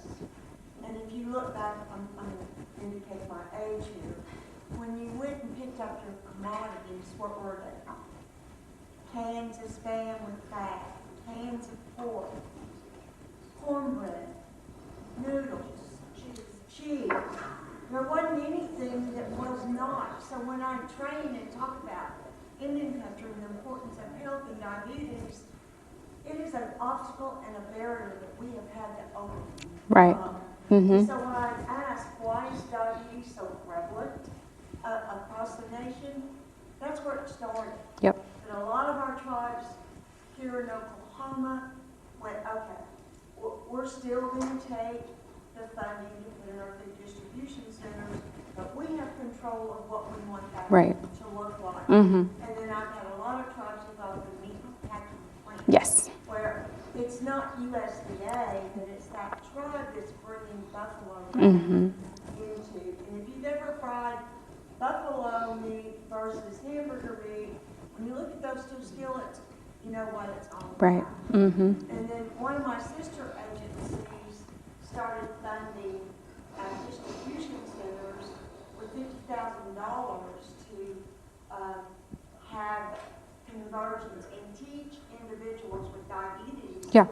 how to cook it. Right. And then when it changes, how to integrate that. Right. And I know me and Jessica both work within our food distributions for doing cooking demos and trying to specifically target those healthier food options. Like I mentioned, the blue cornmeal cornbread, or the salmon that we get, the fresh fruits and vegetables that we get. So they see that on the shelf, but it's not familiar, right? And so they're not grabbing it. So hopefully if we can introduce them to that food with those cooking demos and teach them how to cook it, then they'll add it, they'll grab it, right? So that's hopefully the plan, exactly, yes. Any other questions? One last statement. Yes. It really is also important to kind of change our culture about food energy. A lot of times whenever I hear the youth talk about foods, and we say traditional foods, the automatic thought they have is fried bread. Yes, exactly. We have a lot of connection to fried bread, our resiliency to get through a time of forced relocation and the complete genocide of a lot of our different tribes. But the fact that we're able to overcome that and still be in our own sovereign nations to this day shows our resiliency, but also we need to also change the culture of the way we think about food and remember that, each one of our tribes have our own historical lands that we grew food and all that type of things, but also making that connection that foods grown from the earth and also walk the earth are the most nutritious and traditional foods for us. Yes, exactly. I know, We can't still have a culture, right. just once in a while, it's not every single day. Well, and also at our ceremonial events, we don't have any of that available, right? And so how can we incorporate it in? One of the things that I've done is from our community gardens, harvest whatever we have and bring it, and then just offer it to whoever, they get in line to get that produce along with whatever else is being served as well, to try to incorporate it in a little bit, like you were saying, because it's not incorporated in right now. So that could be something else that you could maybe incorporate in from your own agricultural gardens, community gardens, that kind of thing, to the communities. Yes. Another thing is incorporating our native farmers in our Mm-hmm. communities and giving that training to them and the tribe being able to have that producer accept the WIC vouchers for the fresh fruit. Well, and that's what I was saying about that program that we recently started, was working with our local farmers to get the produce, whatever that was producing at the time, bring it to our patients that we know are at highest risk, but then the patients aren't coming to get it. And it's frustrating because we're trying to bridge that gap and it's not happening. We're trying to work with the local farmers, to get that access started, that connection made, and it's not working yet. We're still working. It just started a couple months ago, so yes. So one of the things is that we're targeting food insecure. And if a participant doesn't have a job, they can attend, they can pick up the produce, they can attend the classes. They get a job, their hours change, so then they're not able to come anymore. So that's something that I've realized. We also give flexibility with, like, if you can't come at this time, you can come at this time as like a makeup to come get that produce. They're still not coming. We also have the option of a proxy. So if you're not able to come, you have a doctor's appointment, you can send a relative that's on your proxy list to come get the produce. They're still not coming. One of the other things that I could see is that it is more of our native foods that are not familiar as what's in the grocery store. And so they might not be aware of how to make this or how to cook it. And that is part of something that we offer within the education is here's a recipe that you can use the specific item. We'll do a cooking demo with specific items. So we're trying to educate them of how to use more of those native foods or try it before they actually go home and make it. It's still not happening. So we're trying to hit all of the things that we're thinking about, but that's kind of where we're at right now. Yes? When you say that, what is the ways that I've been working in regards to changing our diets is to reframe what actually we're doing, right? So I started pushing this attitude or reframing called agri-fitness rather than going to the gym. Yes. Yes, exactly. Yes, I love that. But one more thing is that, we have looked at or know our history and what has happened, and it's been difficult to try to reverse that based on the, I'd say, brainwashing of our people. Yeah. That we've become so dependent. We have to just start talking about sovereignty, what it really means, growing power. And so now doing that, and then my own experience is that I was pre-diabetic about 30 years ago. But I realized that, and reading some things about what Tecumseh was doing, saying, get rid of this, caged animal food. Get one that's got spirit, and eat your natural food, nuts and berries. And so I started doing that. And so I lost weight, got healthy again, and reversed. And at the same time, though, instead of, and then reducing my plate. Yes, From the big portions. plates that we get big trays. Yeah. And to small little plates and then heat it up. The psychological impact of that. From there, I moved to just eating until I'm not hungry. Exactly. Just put it away. Yep. You're incorporating everything I talked about. Congratulations for that improvement in your health. Wonderful. Yes. Oh, sorry. Do you think if you brought the food or someone brought the food, Yeah. Yeah. if it was a church or some group that took a rotation and were able to get the food to them, do you think that would be? So I'll give the example of I had another program when I was working in Okemah that I had 144 participants on that I would give monthly food because we were in more of a food desert area. And they showed up every single month. They got all of their food. They would drive 30 minutes plus to come and get the food from me. But then we have 10 now at our clinic, and we can't get those 10 to come get the produce only. The other one was more of a commodity box of food. This one is only native foods from local farmers, only produce. That's all it is.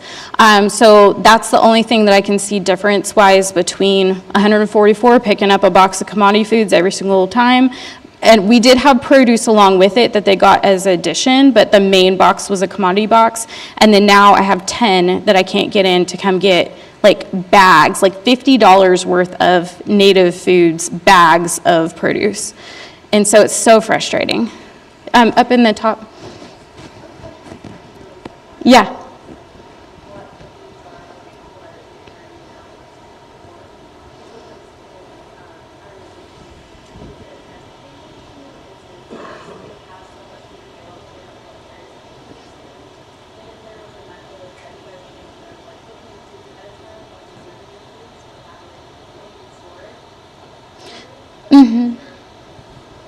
Yeah, yes, so I think what I caught was, is there other barriers like transportation issues? And then can we store the food for later? Is that correct? Is that what I got? Okay. So the transportation issues, we will try to work with them. So we have the Proxby option, we have the option for a later pickup, and then we also have our CHR community health workers that can help with getting patients to the clinics for appointments such as that. So I have walked patients down to the CHR office to help them with that transportation issue. So they have that as an option as well. So we're trying to meet those needs if needed. So trying to evaluate when we do get them into the program. And then for saving for later, so we give them the produce every other week. So ideally the produce that we give them, $50 worth of produce, it's several large bags of produce that would last hopefully for 2 weeks. They come back in 2 weeks, get the next set of fresh produce. We will hold it for a day at one of our food distribution centers so that they can have the option of picking up, because they do have the food storage facility that we don't have within the clinics. So we've set up with them. And then any of the produce that is not being utilized, they get to keep and put it into our elders' nutrition meals. So that's something that we've worked with, so it's not going to waste. So it's going into the hands of our elders, no matter what, which is great, but we ideally are trying to target this specific population too. So that's what we're working with, because we don't have the holding facilities on site at our clinic, but we're working with that elders nutrition that does have it for them to have a later pickup. Did that answer all of your questions? Okay. What's the possibility of getting together with CATS or somebody to have them actually take the food to them? Yeah. Without putting the burden on your office? Yeah. Or delivery? Okay, so that's where I was going when I was talking about the 144 program. Sorry, thank you for bringing that up. Was that we had set with a community leader that would be getting a group of pickups to bring to them. So it'd be like a group of 10 different families. They would pick up all 10 and then bring it back to them. Or there was a apartment complex. We had multiple different participants that we had a leader that would come get it and then send it back to the apartment complex. And that would be their proxy. So that's what we have set up as a proxy situation for this. And it's still not working, still not happening. CATS, I know, is you have to pay for. So the CHR reps is what I usually like to utilize, is because it is free. So I'll utilize that first before I'll use the CATS system. But yes, that is a great idea. Yes? Stop me.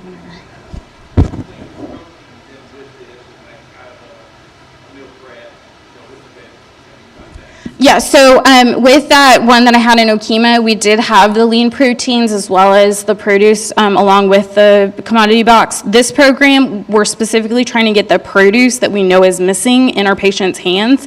And, one of the main things, especially with food insecurity, is saying that healthy foods cost too much. So we're trying to get that out of the way with handing them $50 worth of produce into their hands, and they're still not taking it. So we're specifically trying to target the produce side of things. I have worked with a previous program in the past where we did have lean meats as well in the program, but we were specifically trying to target the produce on that end too. So we'd give them a little bit of a voucher for the lean meats, and then we would have most of the voucher would be for the produce. Yeah. Might be more enticing. There's other lifestyle Yeah. used to have one, and that was the meat and potato kind. Yep, exactly. You know, and had to learn to eat the arugula. Right. The spinaches. Right. And that's what we're trying to do is like, we're giving it to you to try, just try it, you know, but they're not taking it to try it, yeah. Have you tried like luring them with an event maybe and then just send them home without the food? Yeah, so we do educational events. We have incentive items, we have cooking demos. We've done all of that different things as well. And you like send the produce home with them after. Yep. So we do that every other week. We have some kind of event, and then the other pickup will just be they're picking up the food. There's no other kind of event associated with it. This is a nationwide grant that we received with partnership with IHS. It's the P4 grant. So it's brand new, work in progress, and it's not just us. There's other tribes that receive that same grant that are kind of struggling with the same issues too. Yes. What communication channels do you have with your patient base, or how do you market your events to draw your folks? Yep, so right now it's only limited to 10, and it has to be a referral from the provider with our patients that have pre-diabetes or diabetes. And so it's very small pool for us to pull from so that we could target in like 10, you know, and only 2 or 3 are coming of that 10 for my clinic specifically. So yeah, so we're trying to get it through referrals for the requirements of the grant right now for the lab values and stuff. We are gonna have to cut. Sorry. I'm sorry. I was gonna keep going until he stopped me. Thank Thank you. We gotta get to our next speaker. I'm very sorry. I have handouts here if you guys want any info about the program. Yeah, thank you so much. Yeah. That was awesome. So before we start with our next speaker, we actually have one of our vendors that wants to do a little giveaway with you all, so I'll turn it over to them.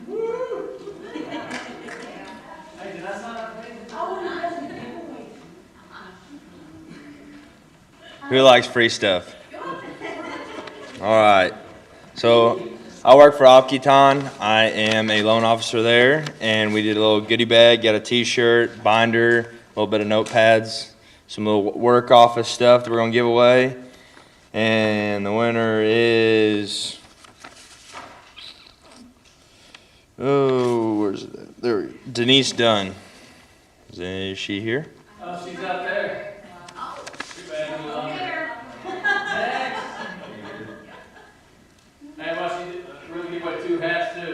Does anybody know what the logo for the College of Muscogee Nation is? First person. Is it right? That's right. You already got a hat?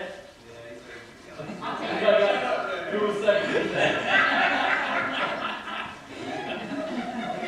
Don't have it. That's our logo. All right, I said earlier in the week, what month of what year did the College of Muscogee Nation Extension Program start? Anybody know that one? March? Okay. What year are we in for the College of Muscogee Nation? 20. Who said that first?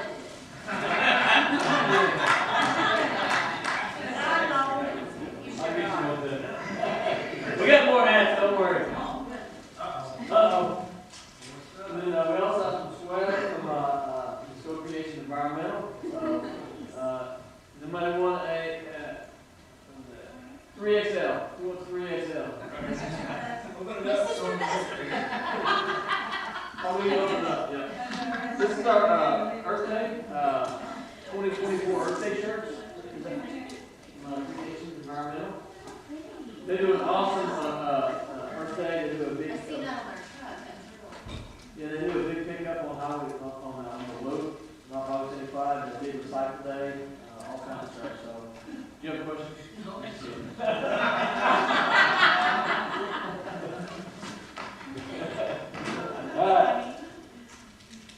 All right, 2 left. Who wants?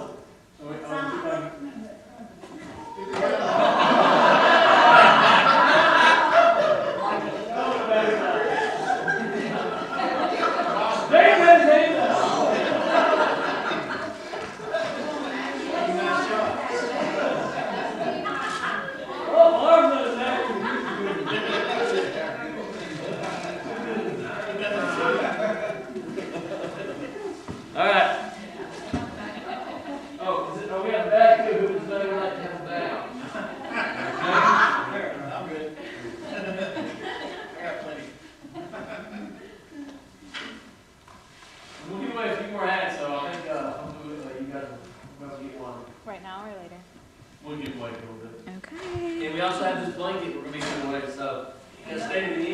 Another one.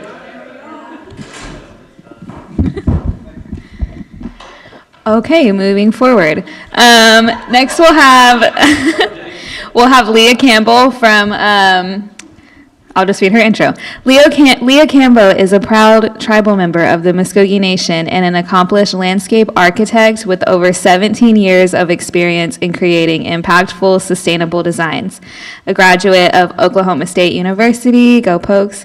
She holds a Master of Science in environmental science, as well as a bachelor's degree in landscape architecture and landscape contracting.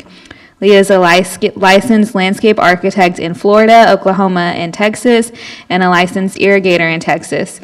She's an active member of the American Society of Landscape Architects and the Council of Landscape Architectural Registration Boards. Leah's design philosophy focuses on creating meaningful, functional spaces that prioritize sustainability and environmental stewardship. As a licensed irrigation designer, she integrates water conservation practices into her work, blending efficiency with environmental responsibility. So please welcome Leah Campbell.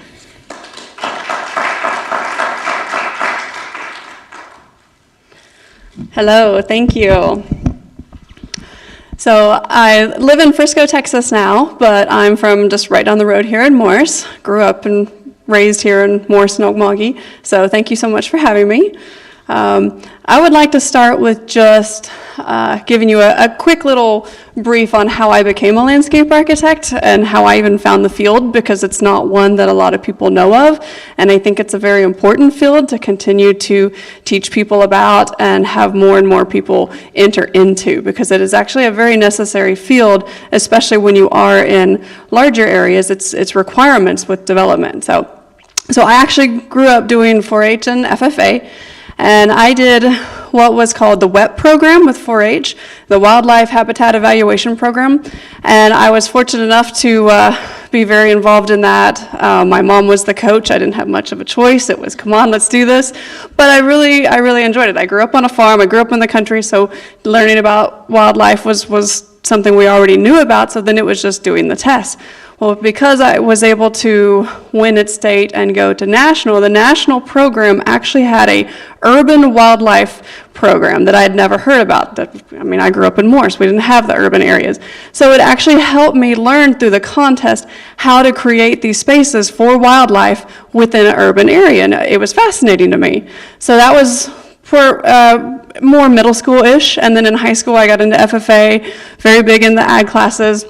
My dad was actually an ag teacher here in Muscogee, so a lot of y'all might know Mr. Dilsaver, but within that, our horticulture teacher actually said, we're all going to do a fair entry, so get ready. And so, that, again, being 4-H FFA, that's what you do. So I'm doing the poster of a landscape design. This is my first view of what landscape architecture was. And they said, okay, you're going to do this poster, and we're going to enter it in the Tulsa State Fair. So it was, okay, draw a gazebo, and draw pathways, and draw planting, and that was never something I had thought about before. It went to Tulsa State Fair. I won first prize. I thought, I love this, I want to do this. So I was super excited how I found landscape architecture, went to Oklahoma State, toured the program, had a wonderful facility. So I went through, at the time it was a 5-year program. It's now only a 4-year program, so it's a little bit more enticing too, because it saves a little bit more money. But they have a great program and great professors. So if you do have any questions, I can definitely connect you with anybody up there as well. But from Oklahoma State, I started out at Kimley Horn, and Kimley Horn is where I still am. So I moved to Florida, was there for 6 years working within the landscape architecture group, and then now in Frisco, Texas, to be back closer to home to my parents here. So it's been a fun, interesting journey getting here, but I've loved it. So what people think of when they hear landscape architecture is typically, hey, can you come look at my yard? My roses are dying. Can you help me figure out what's wrong with my roses? Hey, I need somebody to come mow for me. Or just typical maintenance. And all of that is completely fine. I have my degree in landscape contracting as well, which is really more up this alley. But as a design field, we really want to have people interested in the design to help people really learn about spaces and how these spaces can help people with physical and emotional and other types of issues to be able to really move forward and enjoy the outdoor spaces. So this is what I do. So I'm drawing. I'm in the office. I go out on a site visit and I see, what do you have? What do you need? How can I help you get more connected with the environment, more connected with being outside? So we look at this stuff and we draw it out. And this is a lot of time spent of how are you going to best use this land? How are you best going to use these areas and these spaces so that they are getting their exercise? People are wanting to go outside and find that value of being outdoors. So this is just a quick couple of sketches and a few more, and it's at all levels.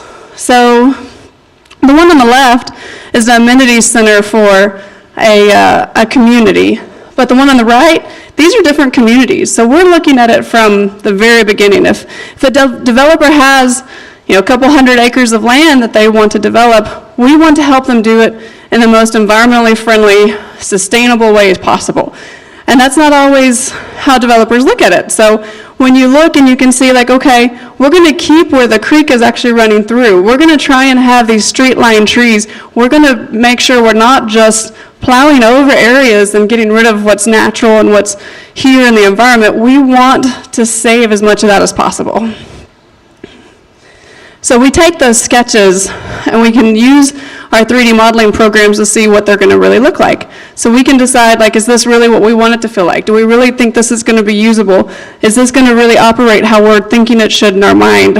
And as we continue to put together the models, it continues to help us just realize, what our thoughts are, what the client's thoughts are, the end user's thoughts are, and how they can keep moving. And then here's some of the projects that we've designed and had built. So this is a project in Florida. Absolutely wonderful to see, like, hey, I was able to work with this playground designer to come up with this design because this is a local area there that they had the want and the need to have something custom made so that the kids can come and play and they have the relationship back to this area on the beach. And then you've got here, this is in Texas. We wanted to have more natural grasses, more of the rock, more of the stone, more of the areas, just, again, making it more what it is, and not introducing a whole bunch of new species or exotic species, but working with the area we're in. So this is actually a corporate campus in Plano. And then we do it on a much larger level, too. So this is actually a full... the soccer fields, the ball fields, the parking lot, the restrooms. You have to think through all the other things when you're building a park, when you're coming up with a park, and that's something that, as a landscape architect, you look at as a whole. We obviously work with our partners. We have, at Kimley Horn, we have a lot of civil engineers, structural engineers, hydrology, so we look at everything outside together and work together really well to come up with what it is that we really need and what that end goal is. And so here's another couple of amenity centers. So again, it's how are the people going to use this space? Who's going to be using this space? Is it going to be more children? Is it going to be more adults? How do we help them make the most people wanting to come outside and use the outdoors? So those are just some quick snips of some pictures, just as an overall idea of landscape architecture. So here's a project. And it is hard for me as a poke to talk about the OU Medical Center, but I do my best. But the OU Medical Center in Oklahoma City was doing an addition. And so you can see on the left is our plan view drawings. So the top one is what is the ground floor. And it's a little deceiving because if you actually were at this project, from the street view to where the porte-cochere is to drop off is probably about as steep as this room. So you can't just easily traverse it. So we have to think through the creation of the walls and the pedestrian circulation and how can we get people safely from the sidewalk up to the main road or up to the main building. And then also making it look as aesthetically pleasing as you can, because these are people that are coming in for pretty significant issues, and trying to have them, again, being in a calmer sense when you're going to a hospital is always a very helpful thing. Not a usual thing, but we try to do our best to help that piece of it. So the bottom picture shows the healing garden. And the healing garden, you can actually see the trees in the middle of the building there. So it was actually a raised amenity deck. And so with the healing garden, it's more for people who were there with their families, being able to step outside if they're potentially losing a loved one. So that's us thinking, how can we get people outside of the building, in with nature as much as you can when you're in downtown Oklahoma City? So this is the healing aspect, though, of being in the landscape and being outside is a real thing. And so how we can help incorporate that. So we had thinking through the color schemes of the paving, the type of planting that we're using, having some shade trees to make sure that it's actually nice enough people want to go sit outside. So these are a lot of different components that we're looking at. I unfortunately don't have pictures of it built. They're actually taking pictures this next week, but so maybe next year. But so here's a neighborhood community that's in Texas, and this one I thought was a great example to show, because this is a wonderful developer that we're able to work with that really wants to incorporate nature into the overall development. So again, you do have a lot of them that are just, no, I just want to plow things and put in as many houses as possible. They make more money that way. However, if they're able to actually preserve the trees and the lake and the creeks and all the different elements that go with it, and then they work with us and we work with them, and we're able to make it more of a natural area, there's a ton of people who would much rather live in this type of neighborhood. So therefore they end up maybe paying a little bit more to live here, so the developer doesn't end up losing out if they actually balance what they really have with the actual environment. So this one, because we wanted it to make it look like it had been here, we wanted it to feel a little bit more natural to start with. The fish camp is what they call the fishing dock up on the top left. So we made it look rusty right off the bat. We wanted it to look like it was there and it was meant to be there. And so people would come out, they have that peaceful feeling, like just being in these type of areas. Again, there's studies that show how much just being outside reduces your anxiety, reduces your stress. You have more exercise, you're going to have a healthier system altogether. So again, just bringing those people outdoors, getting them to be healthy, getting them to enjoy. So we put in some real natural looking, or as to the point that we could, lockers, so that if you wanted to go down the canoe and if you wanted to go out and take out kayaks, that it was really easy. Right now, that's a hard thing to do if you live in an area where it's not convenient. So to be able to provide those amenities to the people was wonderful. And then with the play area, we actually incorporated a lot of the natural stone, kept a lot of the natural trees around so the kids could actually play on tree branches and play on the rocks, because they love that. They love just walking and stepping, and you see so much enjoyment out of that when you're looking at the kids. And so it's a wonderful way to just incorporate what we already have. And then with our amenity center, with the building, same thing, using the wood, using the stone, using the natural elements. So the ones of you that are from around here, you might be familiar with Three Ponds, which is right around the corner too on Mission. This is an example of just what it looks like in the very beginning. So this was the schematic design that we had done when we first started working with the tribe here and with the architect. So the architect had sent over a quick site plan and asked us to take a look at it. So what we were able to do was to actually smooth it out a little bit, look at it more from, I'd say, pedestrian circulation, and again, that method of just how do we get people outside. So originally we had looked at this and had provided some community gatherings, some vegetable gardens, so that the elders community could actually go out and use these gardens. And they're right there and they're convenient to be able to help a lot of the things you've already been hearing about. So just trying to provide those amenities in the very beginning. So this would have been probably 2018, 2019 that we did this. So it's still in development. It's still in construction, and hopefully some of these amenities will be able to still come once everything is built. But again, just to the point of showing how much effort it takes to be able to provide some of this stuff, and having that mindset in the very beginning of your design and thinking through that, and that helps people down the road and the people that are going to live here and continuing to move in. Hey, do you know what the holdup on the actual building over there was? I mean, are you still in the construction meetings or anything? I'm just curious. I haven't been involved at this point, so Not sure. We drive by all the time, and they laid a bunch of sod, it looks really nice, and it's like, what's going on with this? Yeah, once the landscape's in, I'll get to come and look at it, but I haven't heard anything. They'll call me when it's ready for me to look at it and make sure it looks like it's supposed to. All the roads to put in, I live right next to that, and they've got a lot of construction done, but the roads. It's still waiting on paving, I think. Yeah. Yeah. Oh, there was actually, I did hear there was an environmental concern that popped up, but I couldn't tell you what exactly it was, but, yeah.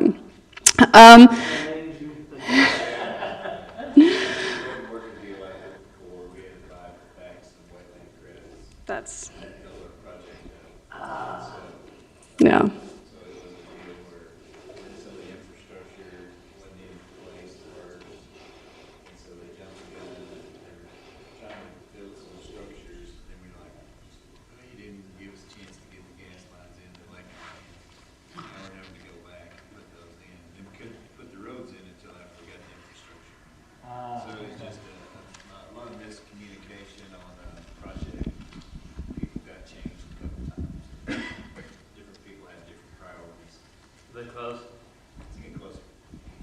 And when it's done, it's going to be beautiful.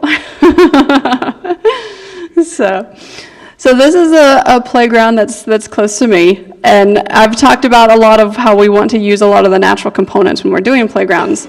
However, with this one in particular, and this is my 3-year-old daughter, Carly, actually, and I have a 9-year-old as well, but she was at a soccer game this day. But we were able to work really closely with the city, with the municipality, to see what they really needed. And what they really needed in their community was an accessible playground. And so to make it as accessible as possible, we were looking at using this is the synthetic turf as the playground material, instead of what typically you have just the hardwood mulch, but which is technically accessible. But if you've actually been in a wheelchair, you really can't easily go across that mulch. It's not an easy thing to access as well. So this is definitely a more expensive cost, but for what the city was looking for, this was the way we wanted to go. So the other challenge we had here, I think, my hope coming out of this is that you realize too that landscape architecture is not just planting, it's not just trees, it's a little bit of everything. We were looking at this because you can see this slope, so we had to find a way, if you actually, right at the bottom of this slope is the floodplain. We couldn't get in the floodplain, we had to stay outside of the floodplain, but we had to be realistic on, okay, well, how can we make this playground actually fit in this space? So we actually used the slope that we had to make the berm play. And let me tell you, those kids are just running and rolling and playing down that hill. It's wonderful to see. So they love the elements, but they just use the hill just to play. It's, again, just finding ways to incorporate those natural conveniences into the plan makes a world of difference. But you can see we were able to have shade over the actual playground equipment and have the hill as a play element, and then I think she likes it. So I think we scored here. I think she's beautiful. Thank you. So this is another one that just, of course, right around the corner here, the Muscogee Creek Nation campus. So the building in the top left corner is the new Citizen Services building that's being built currently, and you can kind of get your bearings from the Mound Building, if you can see the Mound Building. Now, I definitely want to stress these are just pretty pictures, so don't please go say that this stuff is all coming to form, because we're not there yet. But in the master planning program, and the part of this, we were looking at the new buildings that may be coming, and we were looking at how can we actually work with the campus to make it a little bit more walkable, to make it easier to get where you need to go and coordinate back and forth, and also make it really useful for the citizens.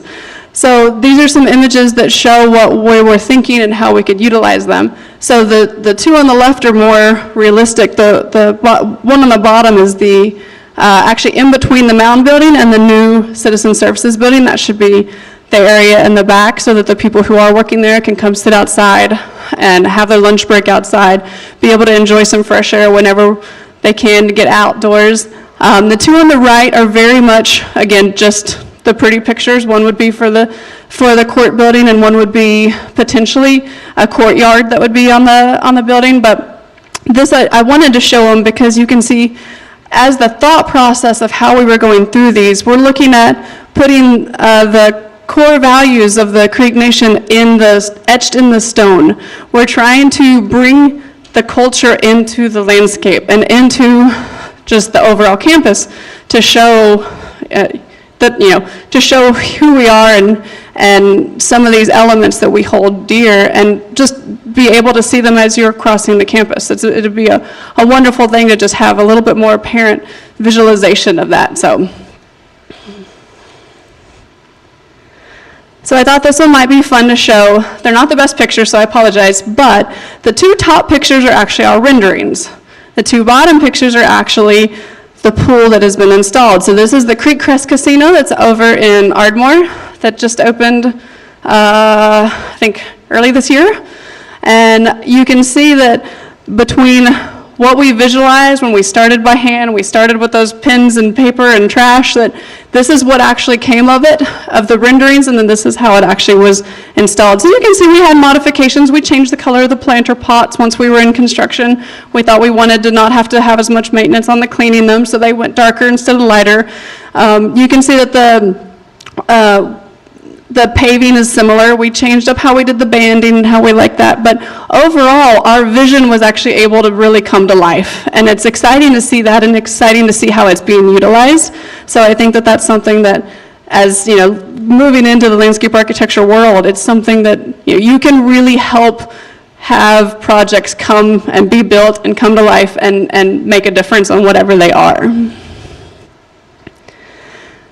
So with landscape architecture, you also have planning, and there's different types of planning. This is what we've done with some master planning for a tribe that's out in California.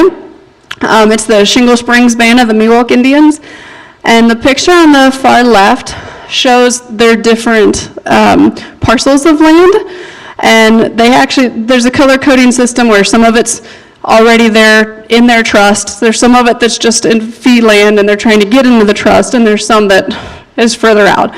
But to look at it as a whole and to see how can you actually help them utilize their land in the best way possible is what our goal was. And so we took all the land that will be theirs and put it together to master plan it the best ways possible. One of their big struggles out there was housing. They needed a lot more housing for their citizens than they currently had, and so that was one of our main goals. So the one in the middle, you can see, those are actually lots. Now, this is California, is very mountainous in this area. You had to kind of weave the roads around the mountains, so and going back to, because of how they want their area to look, it's not just laid out one after another. It's, okay, how can we make this look really nice for the citizens and work with the land, work with the environment to be able to get them enough homes that they need, but also in a nice way that we're working with the land. And then on the far right, that's more their community center area. So the yellow area, the yellow represents the residential homes. Those residential homes were in such a need that they are actually already being built right now. So we just started this a couple years ago, and we worked with them to be able to phase this out as quickly as possible. So we have the area on the south was phase 1 residential, the area on the north was phase 2 residential, and the area in the middle was a elders housing that we wanted to keep right smack in the middle so that they could still feel as a good part of the community. And then we worked with them with the different areas. So blue stands for more municipal type buildings, so school and maintenance areas and a potential new fire station and police station. Different ones get different grants. So depending on who's getting the grant, we were working with them to be faster or slower with whichever process they needed to follow. So it's a very interesting process, a very great one, but if you don't know how to navigate it, it gets a little confusing. So we're there to help get through a lot of that and go through a lot of the codes to help them move forward. So talking about the planning, this is even the next step out. So we also do a lot of comprehensive plans in what we do, and that's really doing the same thing I just showed you, but on an even larger level for cities or other municipalities, cities, counties, whoever. So this is one we actually did in Anna, Texas, and you start looking at the entire city how it's used, what it's used for, and then how they wanted to use moving forward. And so for them, they really wanted to work on their main street and their downtown. So similar for here, if you're in Okmulgee and we wanted to update Okmulgee, you know, they've already done some updates in the downtown area. That was a big focus. That would have been something that would have been included in their comprehensive plan. If you wanted to highlight Highway 75 and really look at the different things you could do down Highway 75 to help make improvements. Those are just examples of what you could do when you're looking at comprehensive plans. So that's all I have on that. So if you guys do want to ask any questions, I'm open. But I guess my big takeaway is just knowing that, you know, there's so much that we can do to help as landscape architects, and we can help grow these spaces and help get people outside. And I think it's extremely important. So if you do have anybody who you know that's interested in the field, be sure to send them my way, and I'd love to help.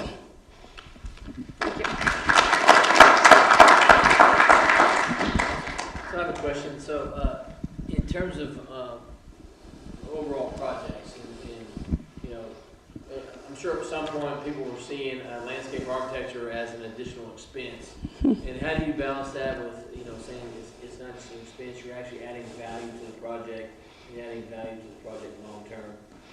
Basically like that, like we're trying to show them what that value is. So depending on, you know, trying to get a good read for the client, good read for who you're helping, like if you can say like, hey, this is really going to get people outside, this is going to get people to be healthier, this is going to be, especially for a park or a city, like those are usually really good selling terms. Some of the other developments, it's a little bit harder, but if you can show the value, some of the neighborhoods that we work on, if they were to just go in, now it's different in Texas than it is in Oklahoma, but if you were to just go in and clear the trees, the tree, for every tree you take down, there's a different value associated to it, and typically they're around $175 an inch of tree. So if you're clearing a big piece of land with this, then you're going to be paying a lot of money in those trees. So that can help us to say like, hey, no, don't just clear these trees. Let us help you find a way to design around the ones that are beautiful, nice trees, and we can use those as amenities. We can use those to be at the amenity center, and we can use those just to provide that value to come outside. So in Oklahoma, unfortunately, there is no mitigation that's required throughout the entire state. But I mean, even to the point that that's something that the nations could include in what they're doing. You know, they could say like, if we don't necessarily want you to clear out the trees, you could put some kind of value to those trees to help protect them. So I'm not a tree hugger per se, but I just hate to see those beautiful massive trees cut down when you really could just shift your building over a little bit more or rework your parking slightly. And those are the things that we can help do.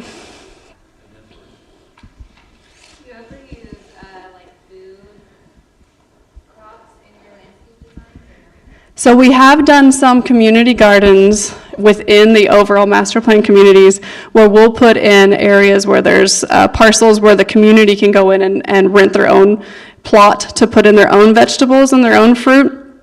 And we have been involved in the Casa House program that's down in Dallas.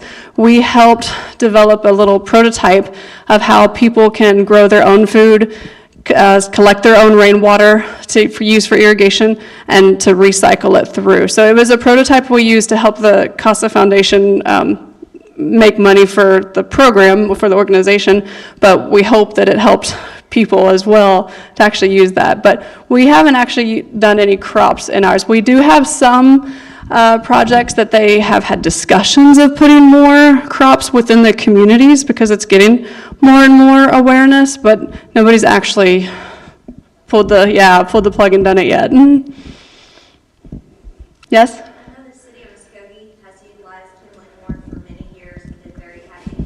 Do you know of any funding sources that are typical to help with the cost? There's a lot of different funding sources, a lot of different grants. So depending on what you're needing, what you're looking for, the playground, we were able to help them find some funding for that. We're working on another playground where we were able to put in all of the sidewalks at cost, or they provided the cost of all the sidewalks through a certain grant. So it depends on what you're looking for. Doing some of the downtown comprehensive plans, there's a lot of grants and funding associated with that. So we actually have people in our office that specialize just on grant writing. That by no means is me, but we could absolutely help with any of that. So if some partners had an idea for a comprehensive plan and they knew that they needed additional funding, they would be able to come to your office and making sure. Yeah, we could help. Maybe help with additional matching funds. Absolutely. Yes. I have one more question. So in New York City, they used to have a nonprofit called the Fresh Air Fund. My grandma used to go up there and work every summer, and it's basically taking inner city kids out in the country and letting them experience nature and go hiking and do all those things. Like, it seems like today, and it's not just inner city, but it's in modern day times where we never really take the opportunity to get out and sit and listen to the insects or the birds, or get outside of our offices or outside of our TV or outside of our phones. And how important do you think that is, just kind of reconnecting to nature and taking that time out and reestablishing kind of your inner peace? I mean, I think that's I think that's incredibly important. And I think that's partly why I did get into this, living out in the country, and then we had somebody move in across the street and they put a big light pole right across the street from our driveway, and we're like, wait, how can you do that? You're just somewhat invading our space with your light, and so that was a thought that I had as a high schooler that I wanted to be able to somewhat be able to prevent. So looking at it from the standpoint of being able to just have people that can come out and enjoy that fresh air and enjoy the spaces is something that's really important. And we try to donate our time to to schools and to others who can benefit from it. So we have created a outdoor classroom and some schools and some flower plots all for our daughter's school to see if they can help implement them. And because we have a little bit of heads up on the different contractors and whatnot, we can help potentially get slightly better prices, but some of that stuff's hard. So we're helping them with the grants as well to try and get that moving. But you have to have somebody to partner with that's willing and sees that value to really be able to do it. And so I think trying to show people what the value is and to get more people who are interested in being outside and show them why. I took my daughter to Stillwater and she wouldn't get in the mud. And I was just like, how are you my child? Like, I used to play in the mud like crazy, making mud pies, but she doesn't understand that that's okay. And so, bringing them up to the farm and just getting them outside is something that we try really hard to do. Yes? So most of the time we start out in AutoCAD and get a base, and then from AutoCAD we go to SketchUp. And then from SketchUp you build the 3D model, and then you put it into Lumion to get the more realistic look. Those are the three we typically use. There are other programs. Rhino is another one that we're actually investigating right now that is a really good program, but we haven't pulled the trigger on that one yet either.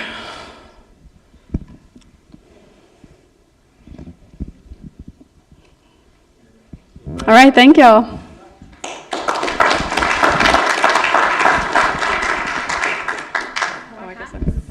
Yeah, we get a few more hats out. Hey, we're going to give a few more hats out for you guys that just don't have any luck at all. If you have never won anything in your entire life, will you please raise your hand? All right, come over here, buddy. Here you go. I want you guys to take that off your to-do list. I never won. I've tried everything. Hey, they never called my name at Creek Nation Casino. I know that. Same here. Hey, Chris, these are free calendars. Okay. Oklahoma Commission, if you'll just set them over there on the table. All right, we got some free calendars over here. You want a calendar? Anybody else want a calendar? Thank you. You want a calendar? There you go. All right, we'll give a few more hats out in a second. I think our next speaker is here. I'll give it to Courtney. A flash drive. Chris. Before we get started, we'll just take a little 5-minute break if y'all need a bathroom break, Yopon break, granola bar break.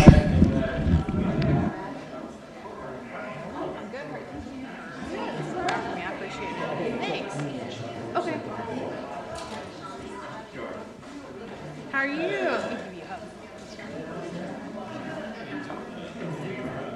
Yeah, I've been busy. They've been running me ragged. Yeah. Yeah. Good. Well, thanks for coming by. Husband's good. He dropped me off here. He's a full-time stay-at-home dad now. He got his VA disability rating to 100%, and I was like, you don't have to work, stay home. So, yeah, we just got back from vacation. We did 2 weeks in Utah, just visiting all the national parks. I turned 41 on the 6th, so birthday trip. Yeah. Yeah, how's your family? How's Carol? Yeah. Yeah. Yeah. Okay. Yeah. Yeah. Pretty easy. Yeah. I know. I get a little too crazy meeting him all the time. Chad loves it though. Like he's picking a little more pea tutors here and there because he was teaching, and he's got a bowling league that he's really into on Monday nights, and he started golfing. And I'm like, cool, do it. Yeah, just pick me up and drop me off from the airport when I need it. So, yeah. Yeah. Yeah, you too. Thank you. Yeah. Good. How are you? Good.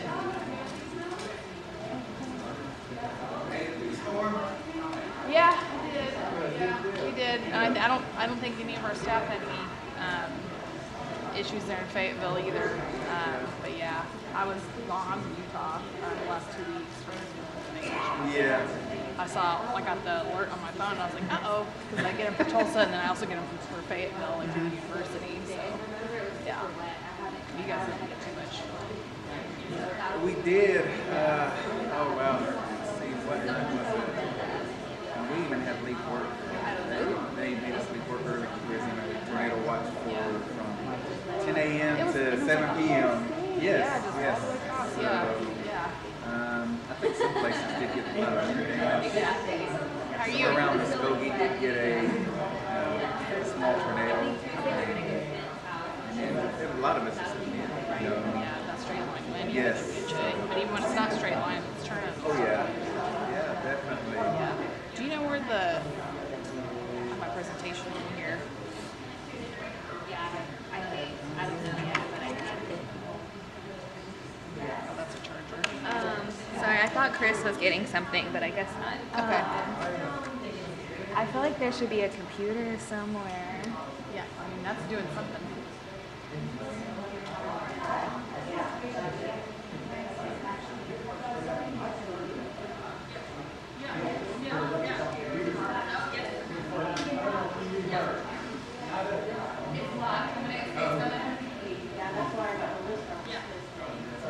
Yeah. I mean, it's projected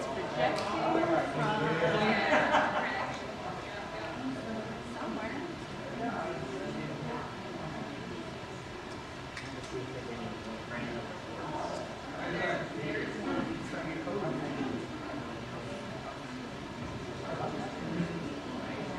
Yeah.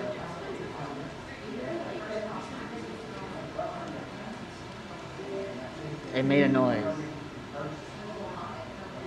It says there's a problem with the drive. Should I do this? So you can continue without scanning. Food safety.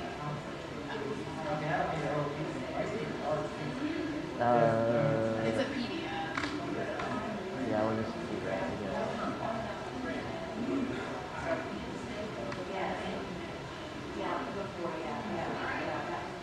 That one's big. Yeah. Cool. Thank you. I've seen it. I'm pulling out of the wall. We're getting ready for annual conference at Intertribal Ag Council's annual conference there in DC, or not DC, Vegas. We had our staff just got back from NCAI. Thank you. Put it in the wall right there. Yeah. Yeah. Yeah. Yeah. Art helped me. Yeah.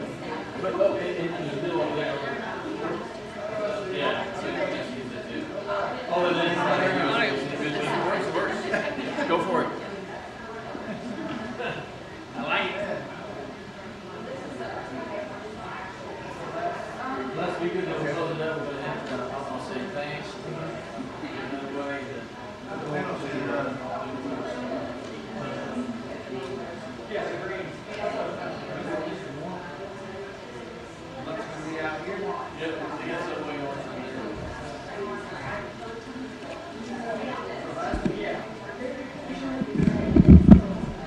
time is it?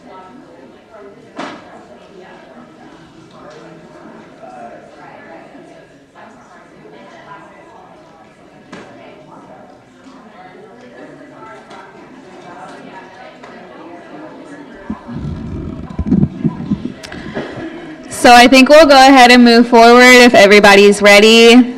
I'll go ahead and introduce our next speaker. Carly Griffith Hotvet, a citizen of the Cherokee Nation, is a citizen legal professional admitted to practice in Oklahoma, Cherokee Nation, and Muscogee Creek Nation with an affinity for government law, agriculture, tribal policy, and public administration. In her previous role as Director of Tribal Enterprise with the Indigenous Food and Agriculture Initiative, IFAI, she worked with the tribes and in tribal policy to advance food security and tribal agriculture enterprise development. Prior to joining IFAI, she created and directed the Division of Agriculture and Natural Resources at the Muscogee Creek Nation, where she initiated an overhaul of the agribusiness operation, resulting in a 70% plus loss margin reduction and set the program back on track for profitability. So please welcome Carly Griffith Hotvet.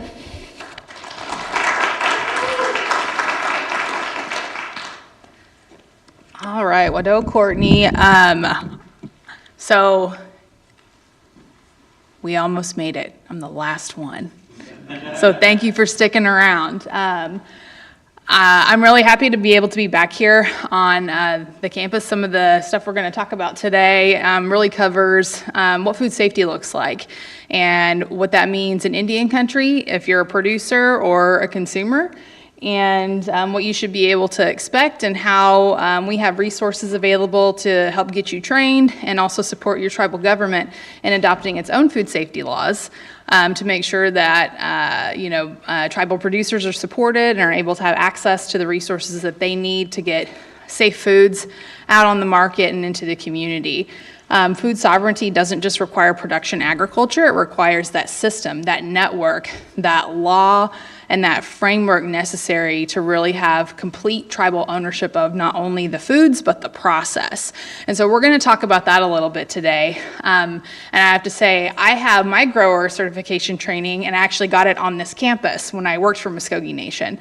And so we'll talk about that a little bit, but really need to give a shout out to Chris. I don't know where he went, but he used to be my boss here at Muscogee Nation, and I was working at the AG's office. Never thought I'd get back into agriculture until he kind of headhunted me out of that office and brought me over to reorganize the Ag and Natural Resource Program. So I'm very thankful for him for that opportunity, and since then my career's just from there. So it's really exciting to get to come back and give back. And this building didn't exist when I worked here, so it's really cool to see the expansion and development that's been going on with the nation and with the college. So, all right, let's talk about food safety.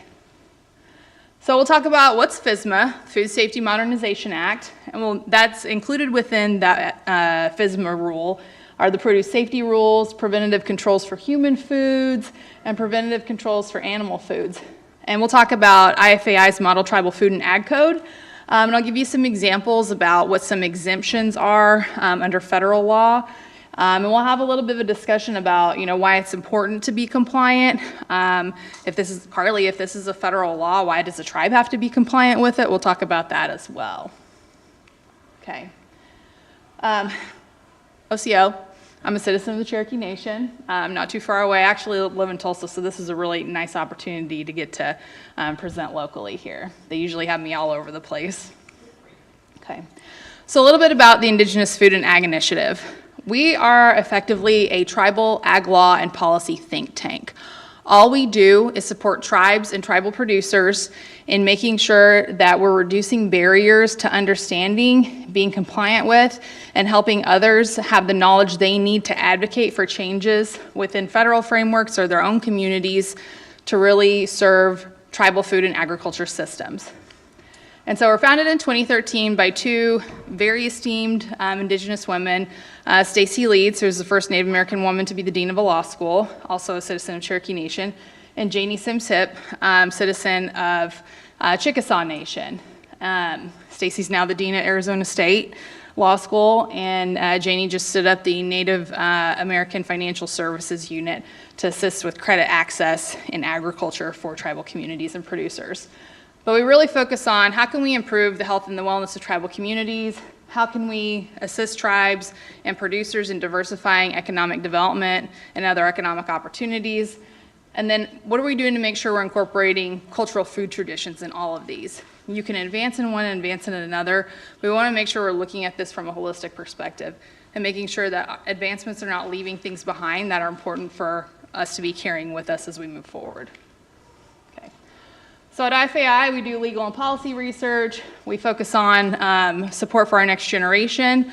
We have a youth summit that we host every summer, ages 18 to 24. So if you are enrolled, or even if you don't even have to be a student, you just have to be within that age range if you'd like to attend. But it'll give you some exposure to ag business, tribal agriculture law and policy, food safety, food systems and nutrition work, land conservation and management activities, and we just added a new track for animal science because there's a huge need for veterinary care and animal care within Indian country. So we want to make sure folks are having an opportunity to be exposed to that. We also work on tribal enterprise. That's my favorite thing to do. Go out and visit with tribes and their councils and their employees to say, how can we help you develop your departments of agriculture, your ag programming, your food systems work, your code development? What do we need to empower you to be secure in your food sovereignty and future? And then we also do food safety, and we'll talk about that today. Yes?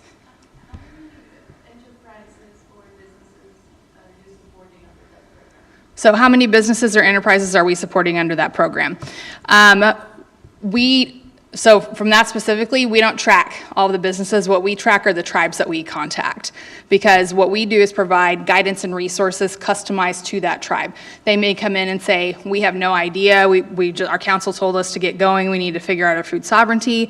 That happened a lot, especially after the pandemic, as people were realizing we can't rely on external companies or external suppliers to make sure we have the food we need, so we need to do it ourselves, but we don't know where to get started. We will come in and say, let's take a look at what you have, take a look at where you want to be, and help you put a plan together to get there. Some tribes are well on the way. They say, we already have a greenhouse, we know we're going to put this building together, we need to find resources to fund it, what kind of federal opportunities are available, who's already doing this that we could get some information from, and we connect folks with those resources. And so it's not necessarily that we're supporting individual enterprises or businesses, it's that we're supporting tribes in their engagement in enterprise development. All right, so what is the Food Safety Modernization Act? This is a federal law. It was passed in 2011, and it really took a look at shifting that focus on food safety from responding to contamination to preventing contamination. Because before, there weren't a lot of controls in place.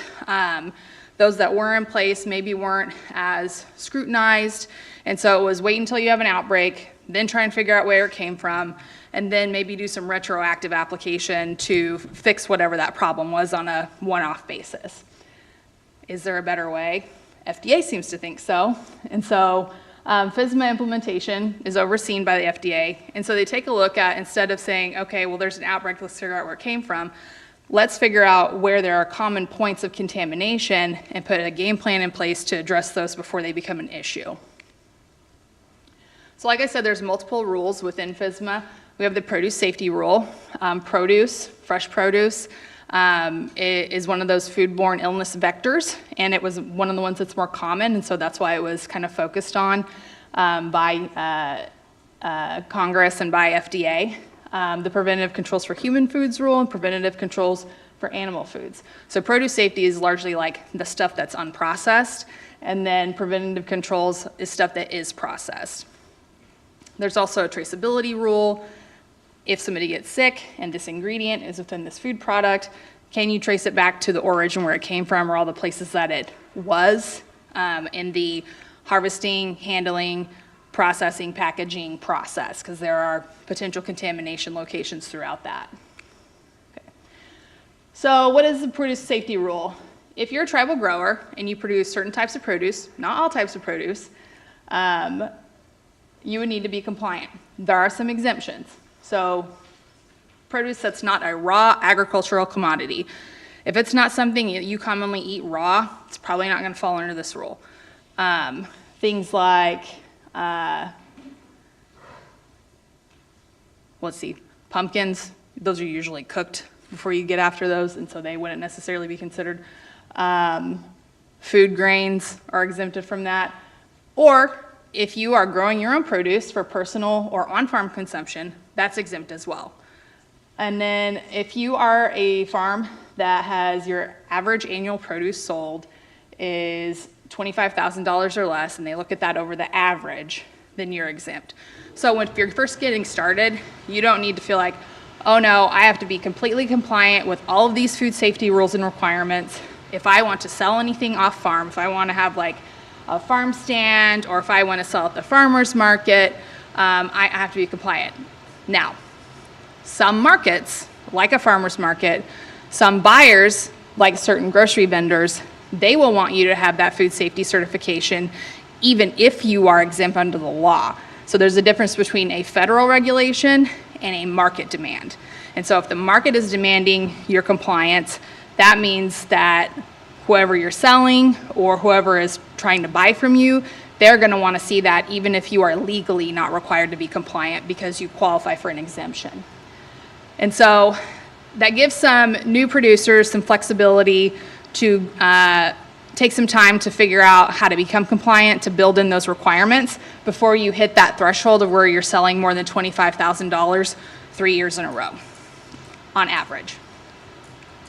Okay. In order to help you be compliant, we offer free produce safety trainings. Anytime anybody gives us a call, we're happy to come out and say, let's do this training. It's 8 hours. Some people want to get it knocked out in one full day. We usually see it split into 2, 4, and 4 hours, so you can have like a full afternoon or full morning without having to just really be committed and listen to folks drone on and on and on about the thrilling topic of food safety. And we can do them in a variety of presentations. You know, this one is in a commercial kitchen. We've done presentations within community rooms. We've done them in, rooms like this. We've done some virtually. There's a lot of flexibility there. Let me back up a little bit. When we're talking about the produce safety trainings, you're going to get a booklet, and you also get a certification once you complete that. That booklet is actually like a binder, and it has all of the rules and regulations in it. And when we're talking about food safety, it's things like harvest safety. Are you washing your hands before you get into the field? Do you have hand washing stations at your field? What are you doing to prevent animals from encroaching on your harvested products and eliminating opportunity for waste contact? That's a big one, making sure that you don't have waste contamination on your produce. The hand washing stations, we also provide support if folks are interested on how to make that work. You don't have to have plumbing out in your fields in order to have a hand washing station. You can make your own. There's lots of ways that you can have a closed system using things like 5-gallon buckets or, a Gatorade cooler that, you see them at the football games and they have the spigot on it. Yeah. You can use those just as long as there's like a catch bucket for when you wash your hands. Do you have bathroom facilities available for the folks that are coming out to work your fields? Do you have a sign-in sheet? Are you controlling access? Can anybody get onto your property? Can anybody get out there and do what they want? Where's your water coming from? Is it safe? Is it healthy? Are you having it tested? Those are all things that are kind of considered within that produce safety compliance. What containers are you using when you're harvesting? How are you cleaning those containers? Are you keeping track of that? What kind of record keeping systems do you need to have in place? Are you using compost? How are you using your compost? Are you checking to see what temperature it's maintained at? Those are all things that can be vectors for contamination, for bacteria, and for other types of viruses and things like that. So the food safety rule is really intended on taking a look at how you're handling, how you're storing, what has access to your field product, what kind of water you're using, and if you have a game plan in place to eliminate those risks and hazards. And one of the things that I like to encourage folks to do is even before you hit that threshold of having to be compliant, it's a good idea to start building in, because it's easier to add one or two things than it is to completely do an overhaul. And some of the stuff is simple. Hey, we know we need to have a hand washing station out here. Let's go ahead and figure out how to get one set up. And maybe let's think about having a sign in and sign out sheet for people that are coming to visit, either to work or to maybe if you're doing like a you harvest or you pick kind of situation, so you know who's coming in and coming out. Let's get a log together to show when we're turning our compost and what the temperature is at on a day-to-day or week-to-week basis, so that we have that information. And let's get our water tested, and that can be done for free.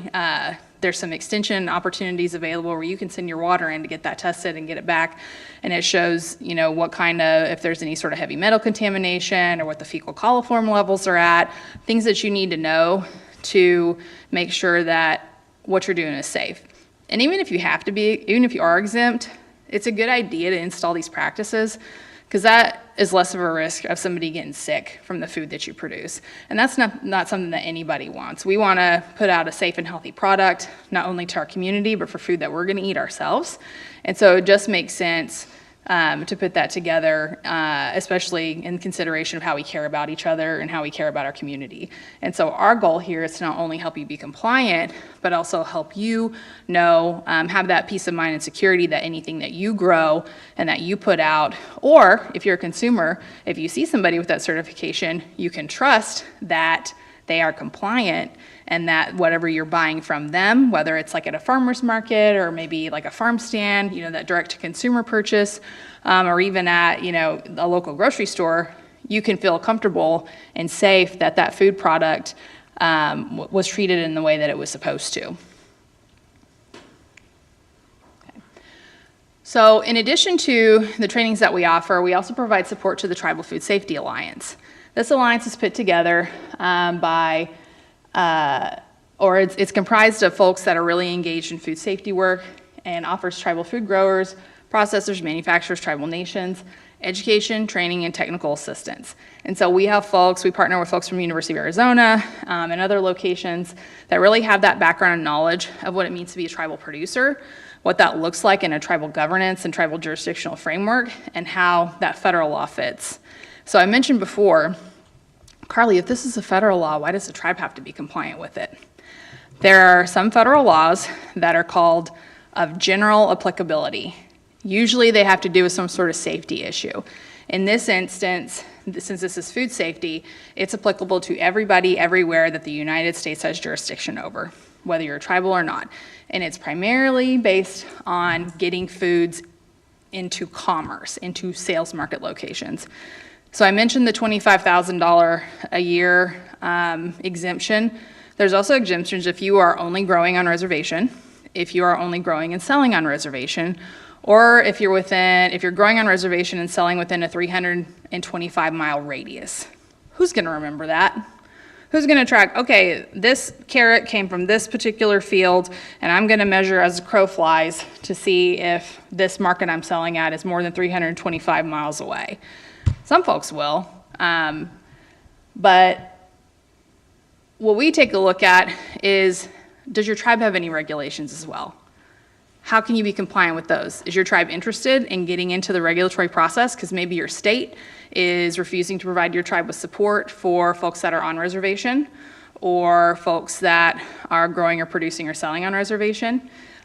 We had one instance where there were some folks at a tribe up in Minnesota that were like, we'd like to get a food handler's permit, and we want to do it through the state, but the state said that their permit process is tied to an address, and out of respect for tribal sovereignty, if that address is on a reservation, we do not have jurisdiction there, so we can't issue a permit. And so the tribe said, what do we do?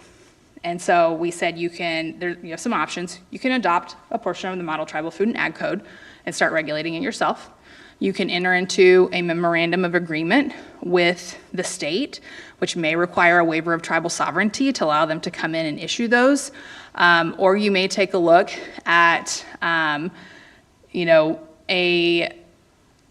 a different type of scenario where you would pass the code and then get a recognition of parity with the state, where the state says, okay, if you have the tribal certification, we'll automatically recognize that as the equivalent of a state certification, and so you're eligible to get your product in anywhere within the state. And so those are the things that we take a look at and say, how can we reduce some of those barriers and those challenges to access to make sure that folks can get the certifications that they need, regardless of where they live, on reservation, off reservation, on fee land, on trust land, on restricted land, and where they want to sell at, so that you have equal opportunity. There's no reason why jurisdiction and why respect for tribal sovereignty should be getting in the way of your ability to access business development opportunities and grow your own food and sell your own food products in the way that you want to. Hey, can I ask you a question? Sure. So we had a lady, so we had a farmer's market, and like I never really got involved with food safety and all things coming, so it's like almost like a crash course in food safety. And then one of the things that came up was, I never even really noticed until we started having farmer's market. It was like, what's that farmer's market?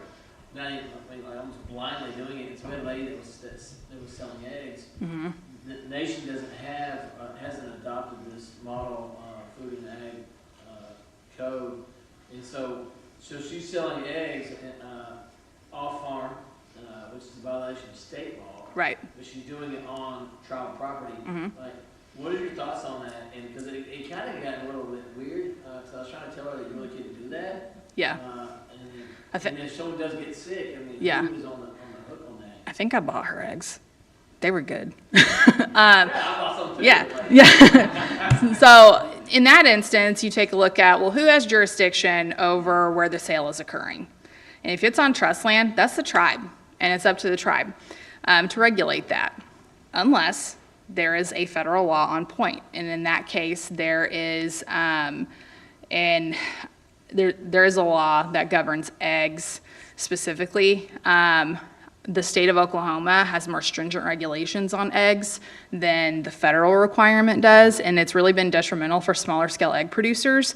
It's easy to do your backyard sales or your on-farm sales, but once you get, like, you want to sell to a restaurant or you want to sell at an off-reservation farmer's market, there are really, really steep compliance requirements and really steep penalties associated with that.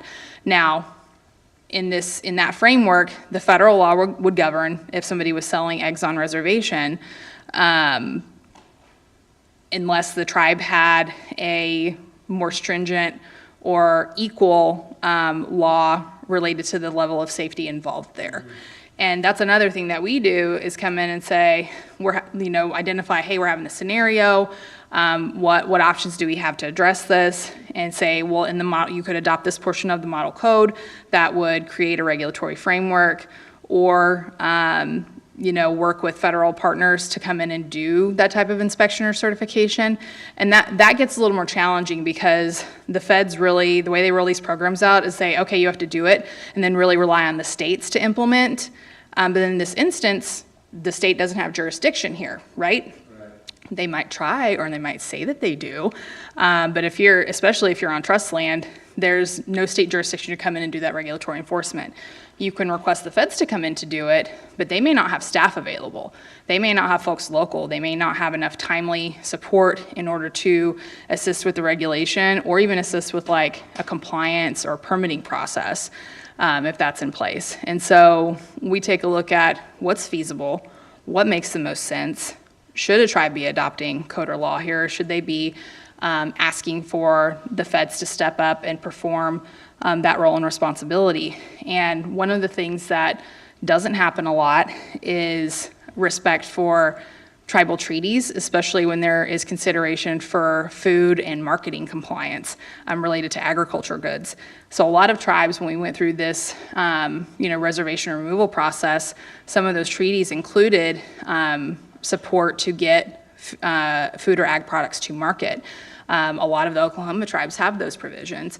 And so that's a trust obligation that the federal government has to come in and say, how can we facilitate these tribal food products getting to a market in a safe, healthy, and compliant way? And so that's one thing that we point out is, if the feds say, no, we can't, If it's FDA, you may say, if you're a self-governance tribe, you may say, well, we need to negotiate some funding support in order for us to be able to do this ourselves through our BIA self-governance agreement pursuant to this treaty provision. And so there's, some different ways to tackle that. Not every tribe is a self-governance tribe. Not every tribe, has the resources or wants to be responsible for doing that regulatory enforcement. And so that's something that we can provide assistance with in lining out what the choices are, what the requirements would look like on how to implement those, and what makes the most sense for a tribe.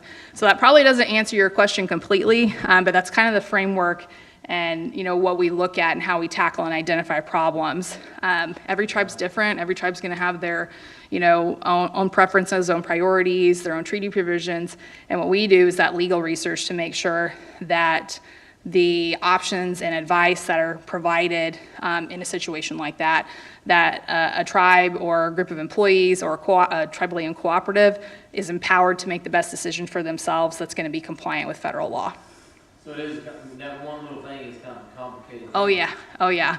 Yeah, you want to sell a $2 pack of eggs and you're looking at federal law, tribal law, state jurisdictional infringement, a permitting process, and a really big legal and regulatory analysis. Right, so Yeah. if you're a farmer, say just like me, I'm just a little farmer market out there, just like to let people set up, we have no really skin in the game in terms of making money or anything like that. The nation's just rounding up to do that and do a little bit of marketing for them. Somebody comes in and like say they sell to a non-Indian, that person gets, and they do get sick. And then you get in a situation where the nation and could be Yeah, what's the liability concern? Yeah. and the individual could be on the liability. Right.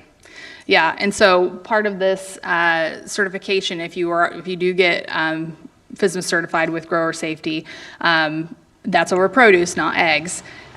You have some protection from liability in that instance. It's not complete protection. You have to, it shows that you're certified and you have the records that you need, and you can, have that put together to show that this foodborne illness didn't come from your place, or if it did, you were still completely compliant, and this was, it's one of those weird one-off flukes that, wasn't anything that you did that resulted in that, and so that they can't put that liability on you for not being compliant with what you should have been doing food safety wise.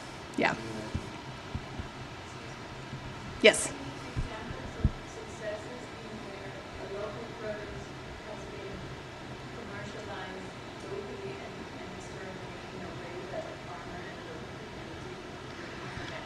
So are there any examples of where a local producer has been successful and compliant in getting that food product into a market?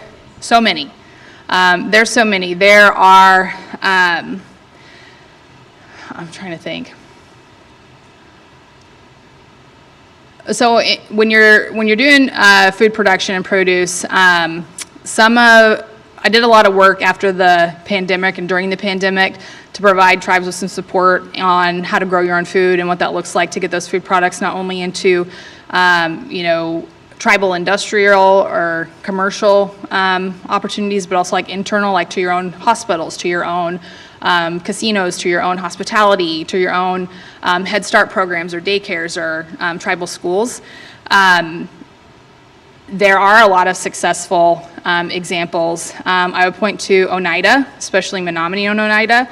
One of the things that they did was they have their own farm where they grow, but they are also able to source from local producers, leveraging another program, which is a pilot program for the food distribution program on Indian reservations. And they're able to buy from local producers and take that produce and sell it, or not sell it, include it within the food package for the FDIPR program.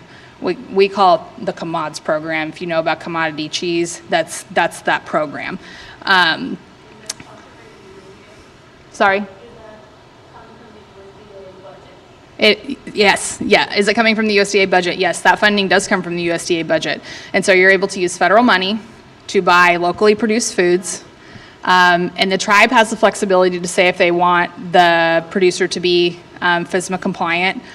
Some tribes that are running the pilot do want that, and so we've been able to provide some food safety training to get those producers that certification. So any produce that they're going to be buying from them and including in this food package, we're seeing that example of federal dollars supporting local agriculture in tribal communities that has the safety certifications associated with it. So, and that's just one example.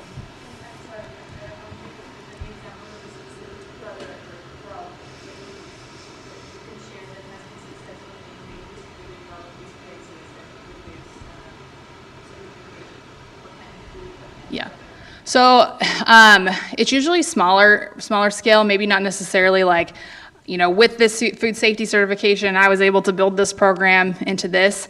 It's something that if we want to grow, we know we have to be compliant, and so we do that. And with produce, especially within Oklahoma and this region, this is hay country, this is cattle country, this is, Oklahoma's a big wheat state, but that doesn't mean that we don't have, smaller plots or operations where we're growing produce. And produce is more seasonal, right? So you're gonna have, spinach at different times of the year that you're gonna have carrots or potatoes or tomatoes. We're lucky to have one of the longer growing seasons, and so we see a lot of different, food products, especially if you frequent farmers markets. But I go to that real bougie one in Tulsa sometimes, and those folks are largely food safety compliant with their produce products. And depending upon where you can get into, it can really make a huge, huge difference. One good example, where did Jeff go? I saw him. The Intertribal Ag Council has an American Indian Foods program, and there are tribal vendors that sell their products and have the certification. It's like a trademark, American Indian Foods, and a lot of those folks that are doing produce have the food safety certification that comes along with it as well. And so it's like if you've heard of value-added agriculture, it means something in addition to. It can be something that is a physical or tangible characteristic, but it can also be a categorization or a label or a distinction. And so in this instance, you see a value-added component, not only with the American Indian Foods trademark, because, hey, this is an American Indian produced food, I'm interested in that, but you also see the FSMA compliance certification, that's also a value add. I know this food is safe, so I may be willing to pay a little more or take a little more time to search it or find it out.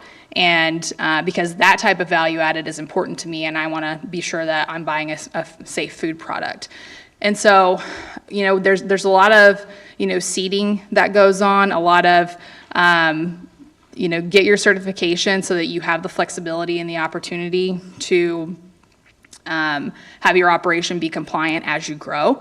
And so a lot of the work that we do is that seeding. It may not necessarily be this farm has big plans and we have to get this food safety certification done.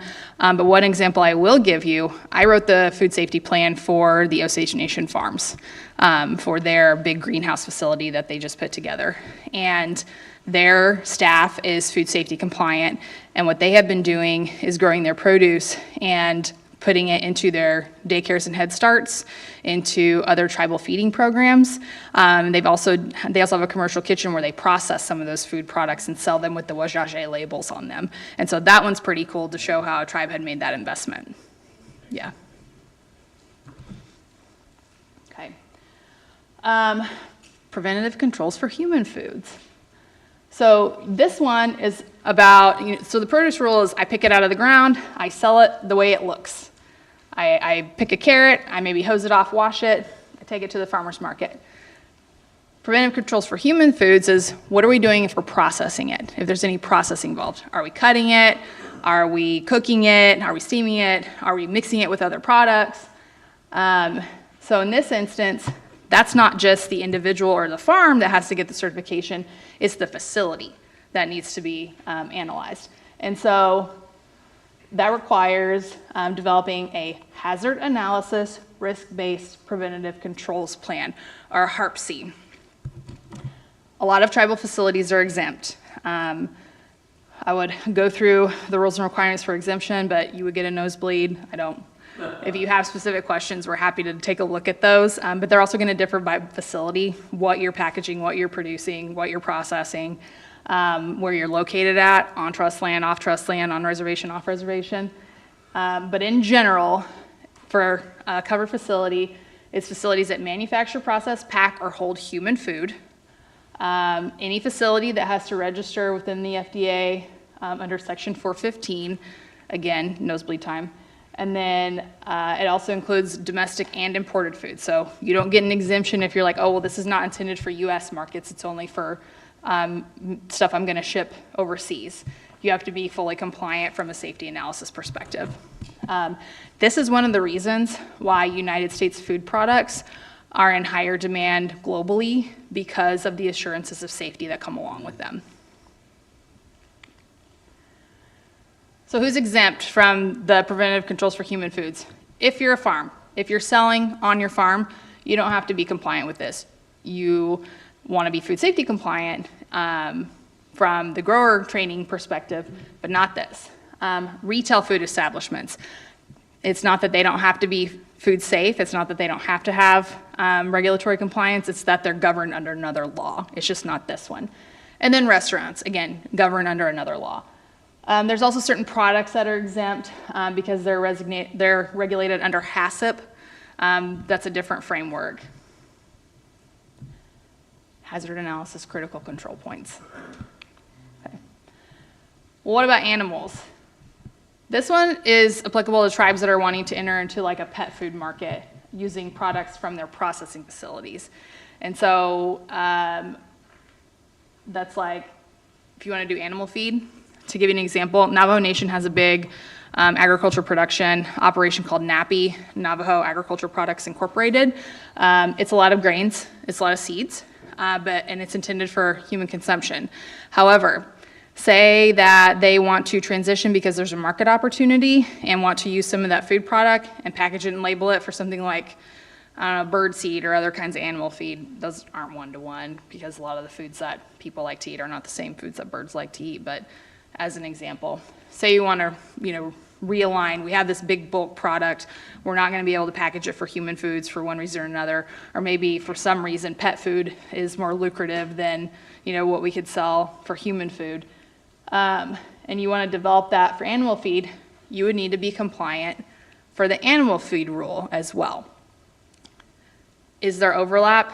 Yes. Are they completely identical? No. Is one more stringent than the other? So you would think human foods is more strict. Generally, yes. But when you're looking at people food or pet food or animal food, sometimes no. Yeah. I talked to Dr. Jayha in Stillwater. Mm-hmm. You know Robbie Jayha? Yeah, I know Robbie. Mm-hmm. And he told me that like animal food in a lot of instances is more strict Right. than people. Yes. We have actually had to come up with businesses. We had a lady that lived down in Henrietta, and she developed a dog treat. Mm-hmm. It's like she called it Res Dogs, DAWGZ, Res Dogs Treats. Mm-hmm. And she wanted to sell at the market, and it was kind of similar to the egg deal. I was like, hey, there are some food safety rules around that, and I never ended up seeing her out there. I think because I just told her, that there are some issues with selling those, and and maybe it was off-putting to her, but would that be somebody, if she reached out to us, I could connect to you guys? Yeah, like, maybe absolutely. See what the world. Yeah, what the lay of the land looks like around that. Yeah, for sure. So a lot of times these pet products are expected to be shelf stable. They're either canned, you store them dry. Very few are refrigerated or expected to be immediately consumed because they're not going to stay fresh for very long. Think about the last time you went to a feed store or pet store. You're buying bags of dog food or bags of animal feed or, sacks of treats, canned dog food, canned cat food. You really don't see a whole lot of fresh animal food products. And so that shelf stability is something that provides requires additional compliance to make sure that if it's going to be in this bag for this long, it's not going to rot, and it's not going to have, bacterial concerns or issues, because the longer a product sits, the more opportunity it has for that bacteria to grow and develop in a way that's unsafe or unhealthy versus, your produce is probably going to wilt or rot before, there's an opportunity for bacteria to really colonize in the same way. And so those are some of the considerations about why that preventive controls for pet food may be, a tougher regulatory compliance framework than human foods looks like in many instances. Yeah, And then remember pet. a couple years ago, they brought in that, it was blue something, that like, it was, Blue buffalo, yeah. yeah, Mhm. it killed multiple kids and dogs. Yeah. People, they're very litigious, you kill a dog or something. Oh, yeah. Kill a pet, man, it's like. Yeah. it's a big deal. And a lot of times, the facilities that are producing these foods, there may be, for human foods, there's more of a tear down and clean it out requirement. Anytime you switch product, anytime you're using the same facility to do something different, that requirement is also being applied into pet foods now. And so we're seeing less of that type of contamination because maybe I was, producing cat food and it had this one ingredient in it and I didn't get my facility cleaned out as well as I should have before I swapped over to dog food. And this combination of this cat food ingredient and this dog food ingredient resulted in a perfect opportunity for some really yucky bacteria to come in and, get the food that they want and proliferate and then contaminate the rest of the food that's coming out of that facility. That's how those horses got killed recently, wasn't it? The Yes. switchover deal. Yep. Yeah, there wasn't a sufficient clean out. I read about that, but yeah, it was pretty devastating, and there were a bunch of horses that got killed from some contaminated. It was a feed additive, wasn't it? Yeah. Mm-hmm. Call us if you have questions about compliance. We will be your nerdy back office lawyers and do the research for you. Jamie, how much do our services at IFAI cost? Nothing. We are free. Yeah, we are free. Just call us. We're happy to do the work for you. We are supported and funded by some very generous funders, and we also have grant funding to do this work. But we really want to make sure that folks have access to the resources that they need in Indian country, and cost should not be a barrier to them. And so we are very proud to be your nerdy legal teams on call to help answer some of these very specific questions that shouldn't be that hard, right? I want to sell a dozen eggs at my farmer's market, or I want to sell dog treats at my farmer's market. I shouldn't have to get a nosebleed trying to read through federal laws and regulations and figuring out if my tribe has, compliance requirements in order for me to, sell a $2 or $4 dozen eggs at the farmer's market, And so these regulatory barriers, we want to make sure that we're taking those down for folks so that you don't feel like, well, I'm going to have to spend $2,000 to get an attorney to give me legal advice and guidance on how to be compliant, because that just busts your margins, right? It doesn't make any sense and you won't make any money. So let us help you be compliant and make the money that you need to make so that you can have a successful operation and do it safely. I always want to end with this. We can't be truly sovereign unless we can feed our own people. Tribal sovereignty requires food sovereignty. And food sovereignty means that we have the ability to make the decisions about what foods we grow, sell, consume, share, produce, and protect in accordance with our own tribe's priorities, our own tribe's culture, our history, and what our people want. And so it is very much, that local control. What makes sense for us? How can we feed our own people? If we're dependent on relying on external food producers or food systems, we aren't truly sovereign. Now, that doesn't mean that you shouldn't be taking a look at, well, we should only be eating what we grow ourselves or what the tribe produces. Trade is a great thing. If there's an opportunity to get the food you need or want in a way that you are having free and fair trade that makes sense, absolutely. That is also a component of food sovereignty as well.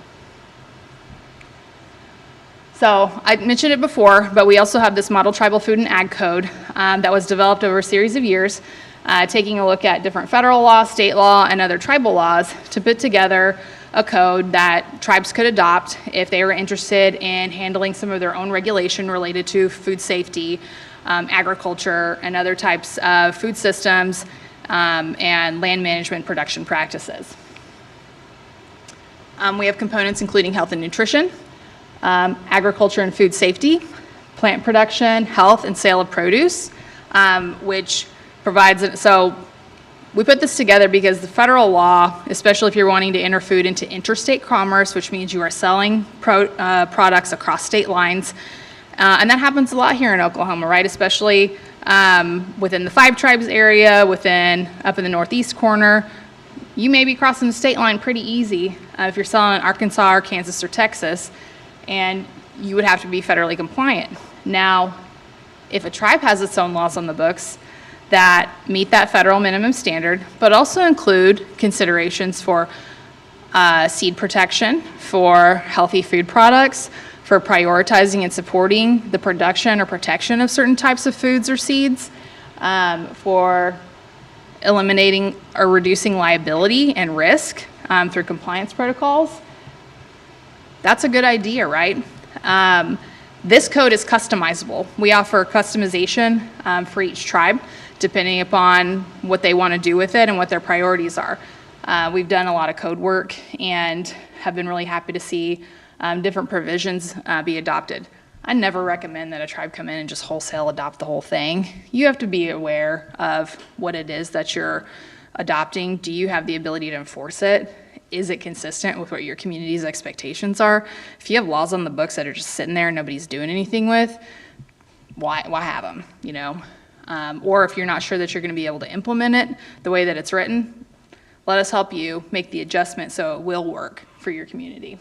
Do you know a tribe that has the regulatory scheme on the portion side and is doing their own inspections and doing all that in-house? Yes. Or do they all rely mainly on IHS to do that? A lot are using IHS. There are some tribes that are doing their own regulatory inspection. I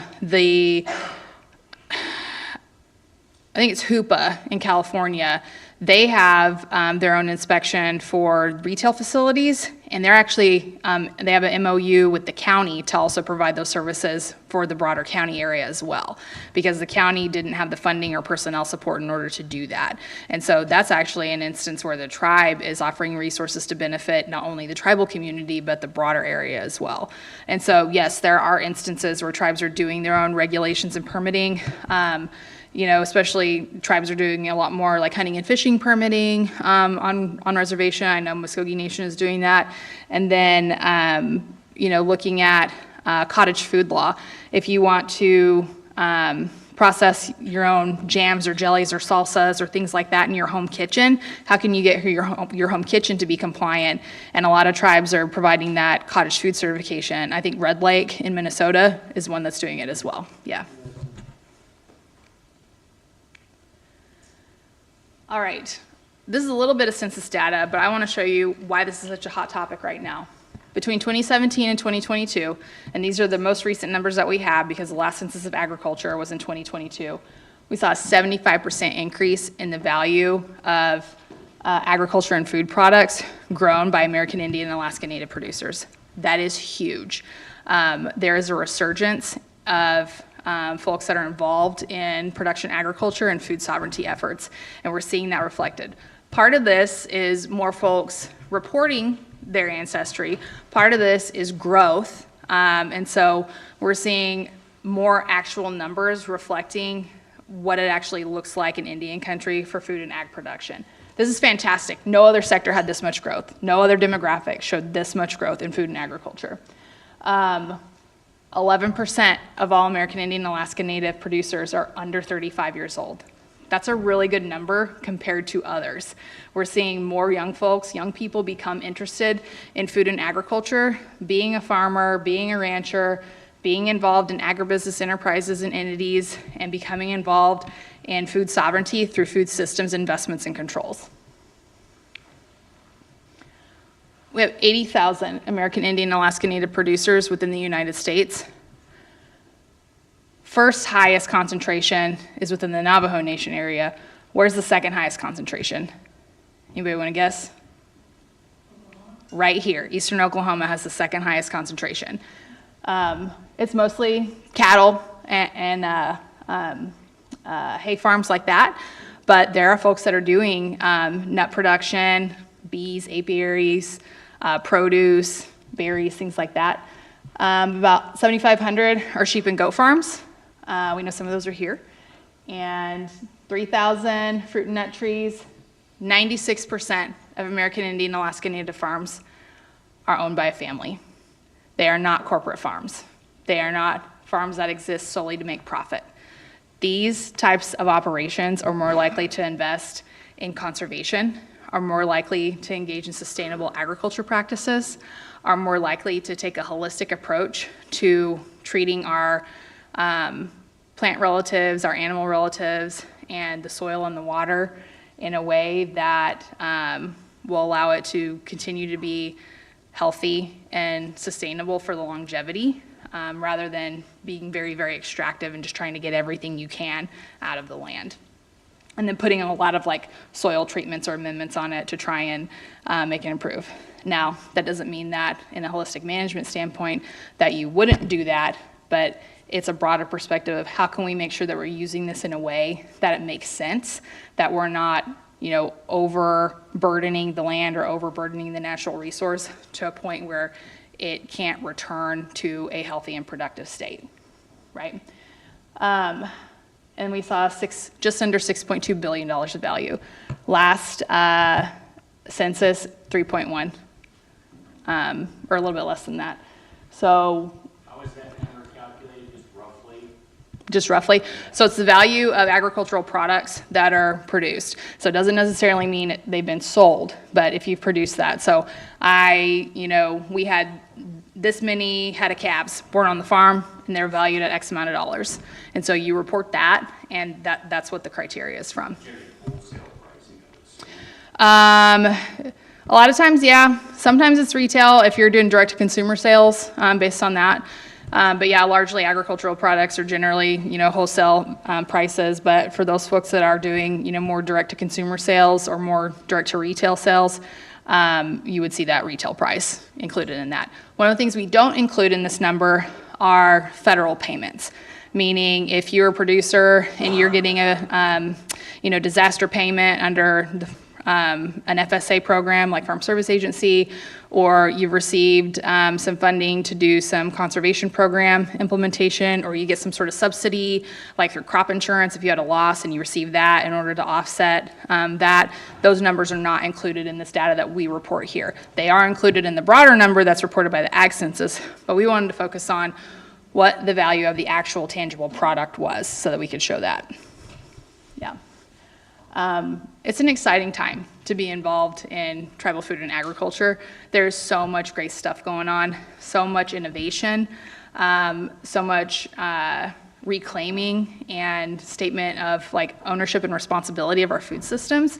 And so it's really awesome to see that we're able to preserve our cultural identities through our foodways. We're able to make the investments and promote the important things about our food systems while still making sure that we are modernizing and innovating and doing so in a way that we're able to really see that value added component being recognized by other folks that are interested in buying American Indian foods and knowing that it's coming from a safe source, that it's produced in a healthy and sustainable way, and that it's a good quality product. So it's really awesome to see that kind of stuff happen.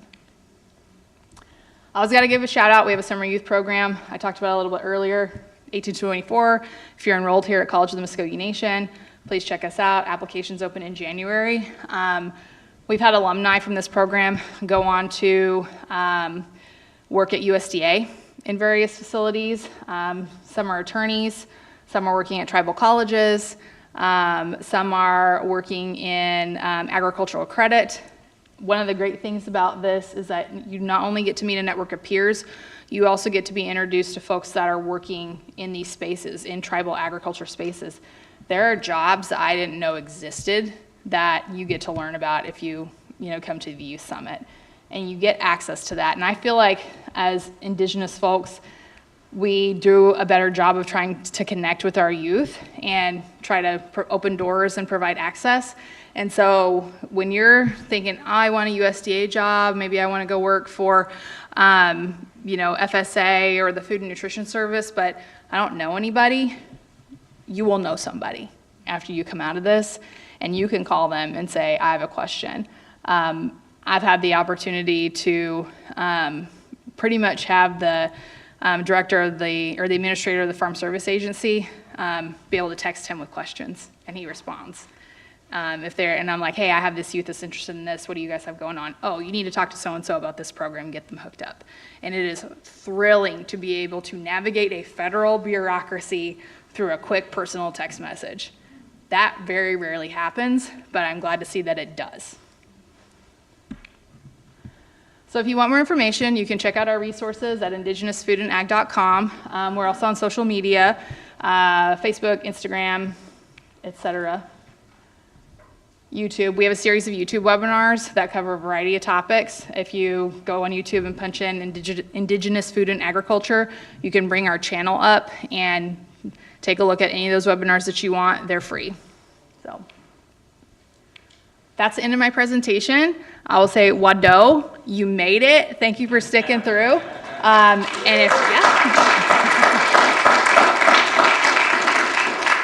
If y'all have any questions, I'm happy to answer them. And I'll do my best. You might get the lawyer answer, which is, it depends.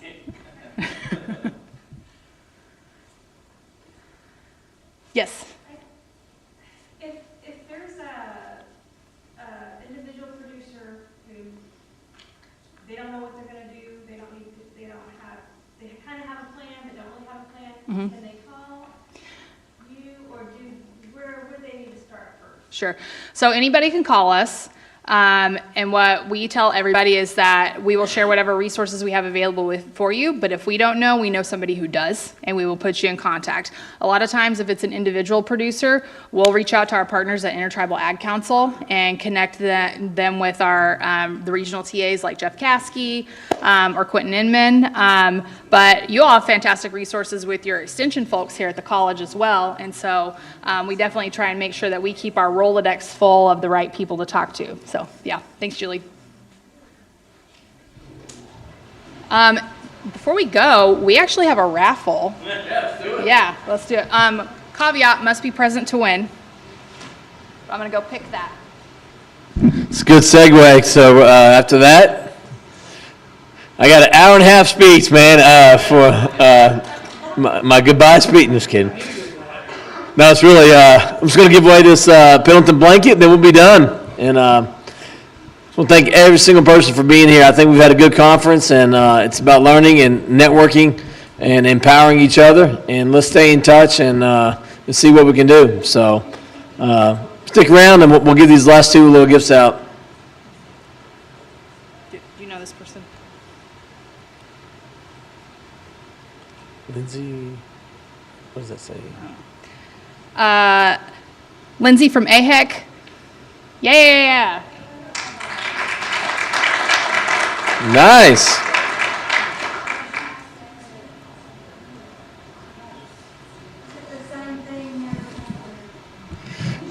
Yeah, that's the only thing I know. Go ahead. Yes. So I just wanted to say a couple of things as we wrap up. I'm Carrie Schumacher, and I'm contracted with AHEC, and AHEC partnered with Chris at the College of Muscogee Nation to put on this wonderful conference.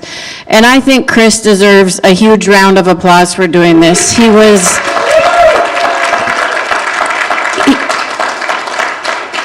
was so organized and on top of it to getting people involved and recruited.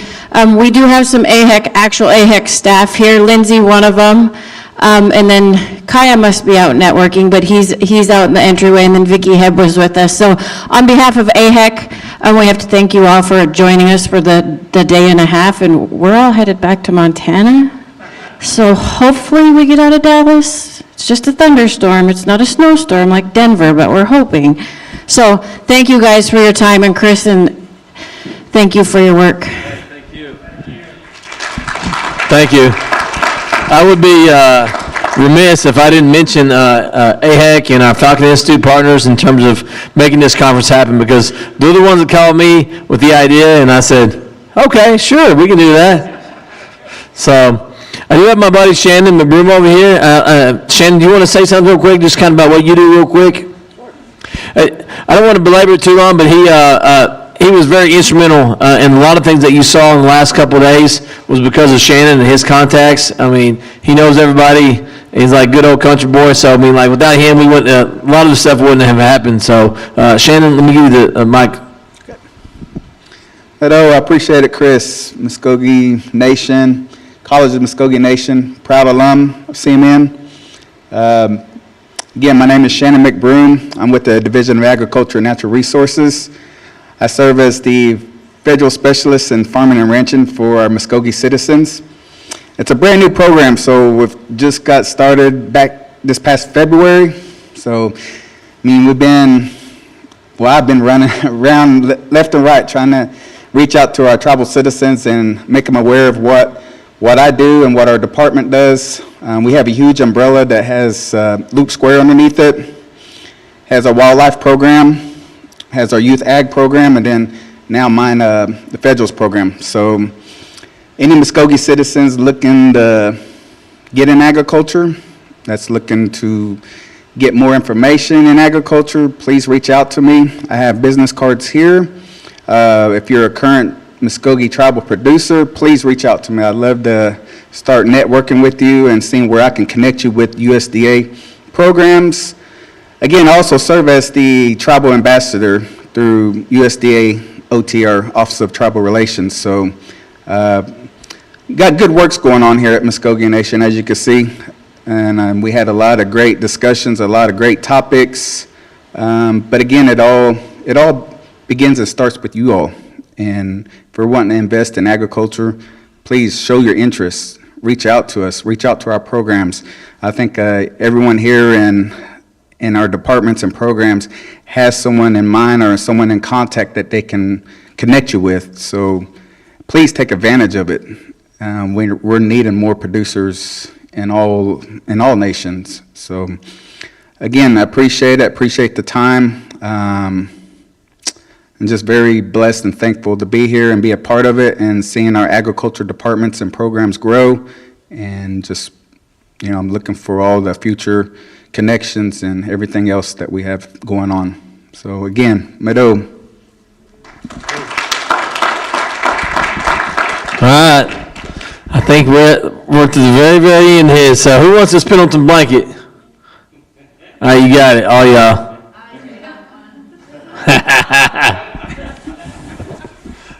Okay, we're going to do the same game. That's the only thing I know. Do you have the coin? I gave it to you. Oh, she gave it to me. Oh, man. Subconsciously, I just put money in my pocket. I don't even pay attention. All right, Shannon, do you want to do the flip for us? All right, we're playing. If you guys weren't here yesterday, we're playing this quick little game, and everybody's eligible. It's called Heads or Tails.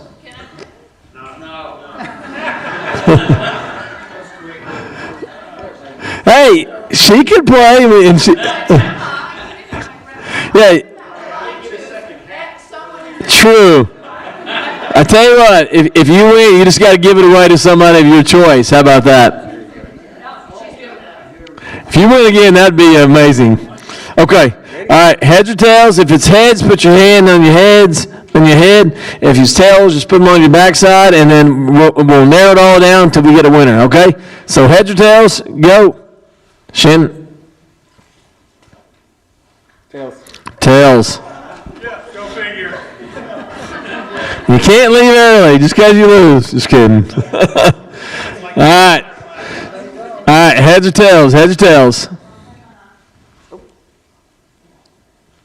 Tails. Tails.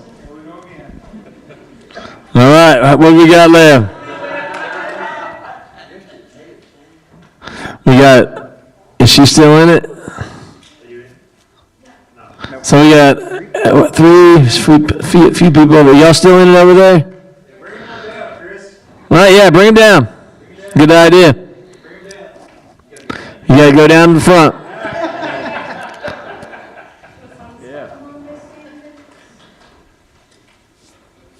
Now, Miss Sanders, you already have one of these, but hey, she'll own it, but she may be able to give it out to one of your really good friends. So we got one of these, but that's all right. Hey, let's see how this goes. Okay, heads or tails? All Uh-oh, this is going to be interesting. We got a winner potentially. Heads? Three heads. So Miss Sanders didn't win, dang. All right, heads or tails? Go. Heads. Heads. All right, y'all want to cut a deal?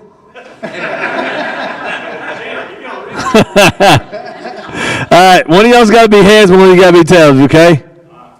Or I guess you guys, you can do whatever you want. Go, do whatever you want. Play it out. Oh, okay, there you go. All right, we're going to have a winner right here. Tails. Tails. Lisa Hill from the Muscogee Nation Conservation Commission as our big winner. Thank you, Lisa. She's awesome to work with, and hope you guys are enjoying our conference. That's all we got. We got some food out there, lots of food. Take it with you, and if you guys want to come, we're going to do a little garden tour, but it is pouring down rain. But if you want a hat, if you're just like yearning for a hat, come up here. I'll get you one.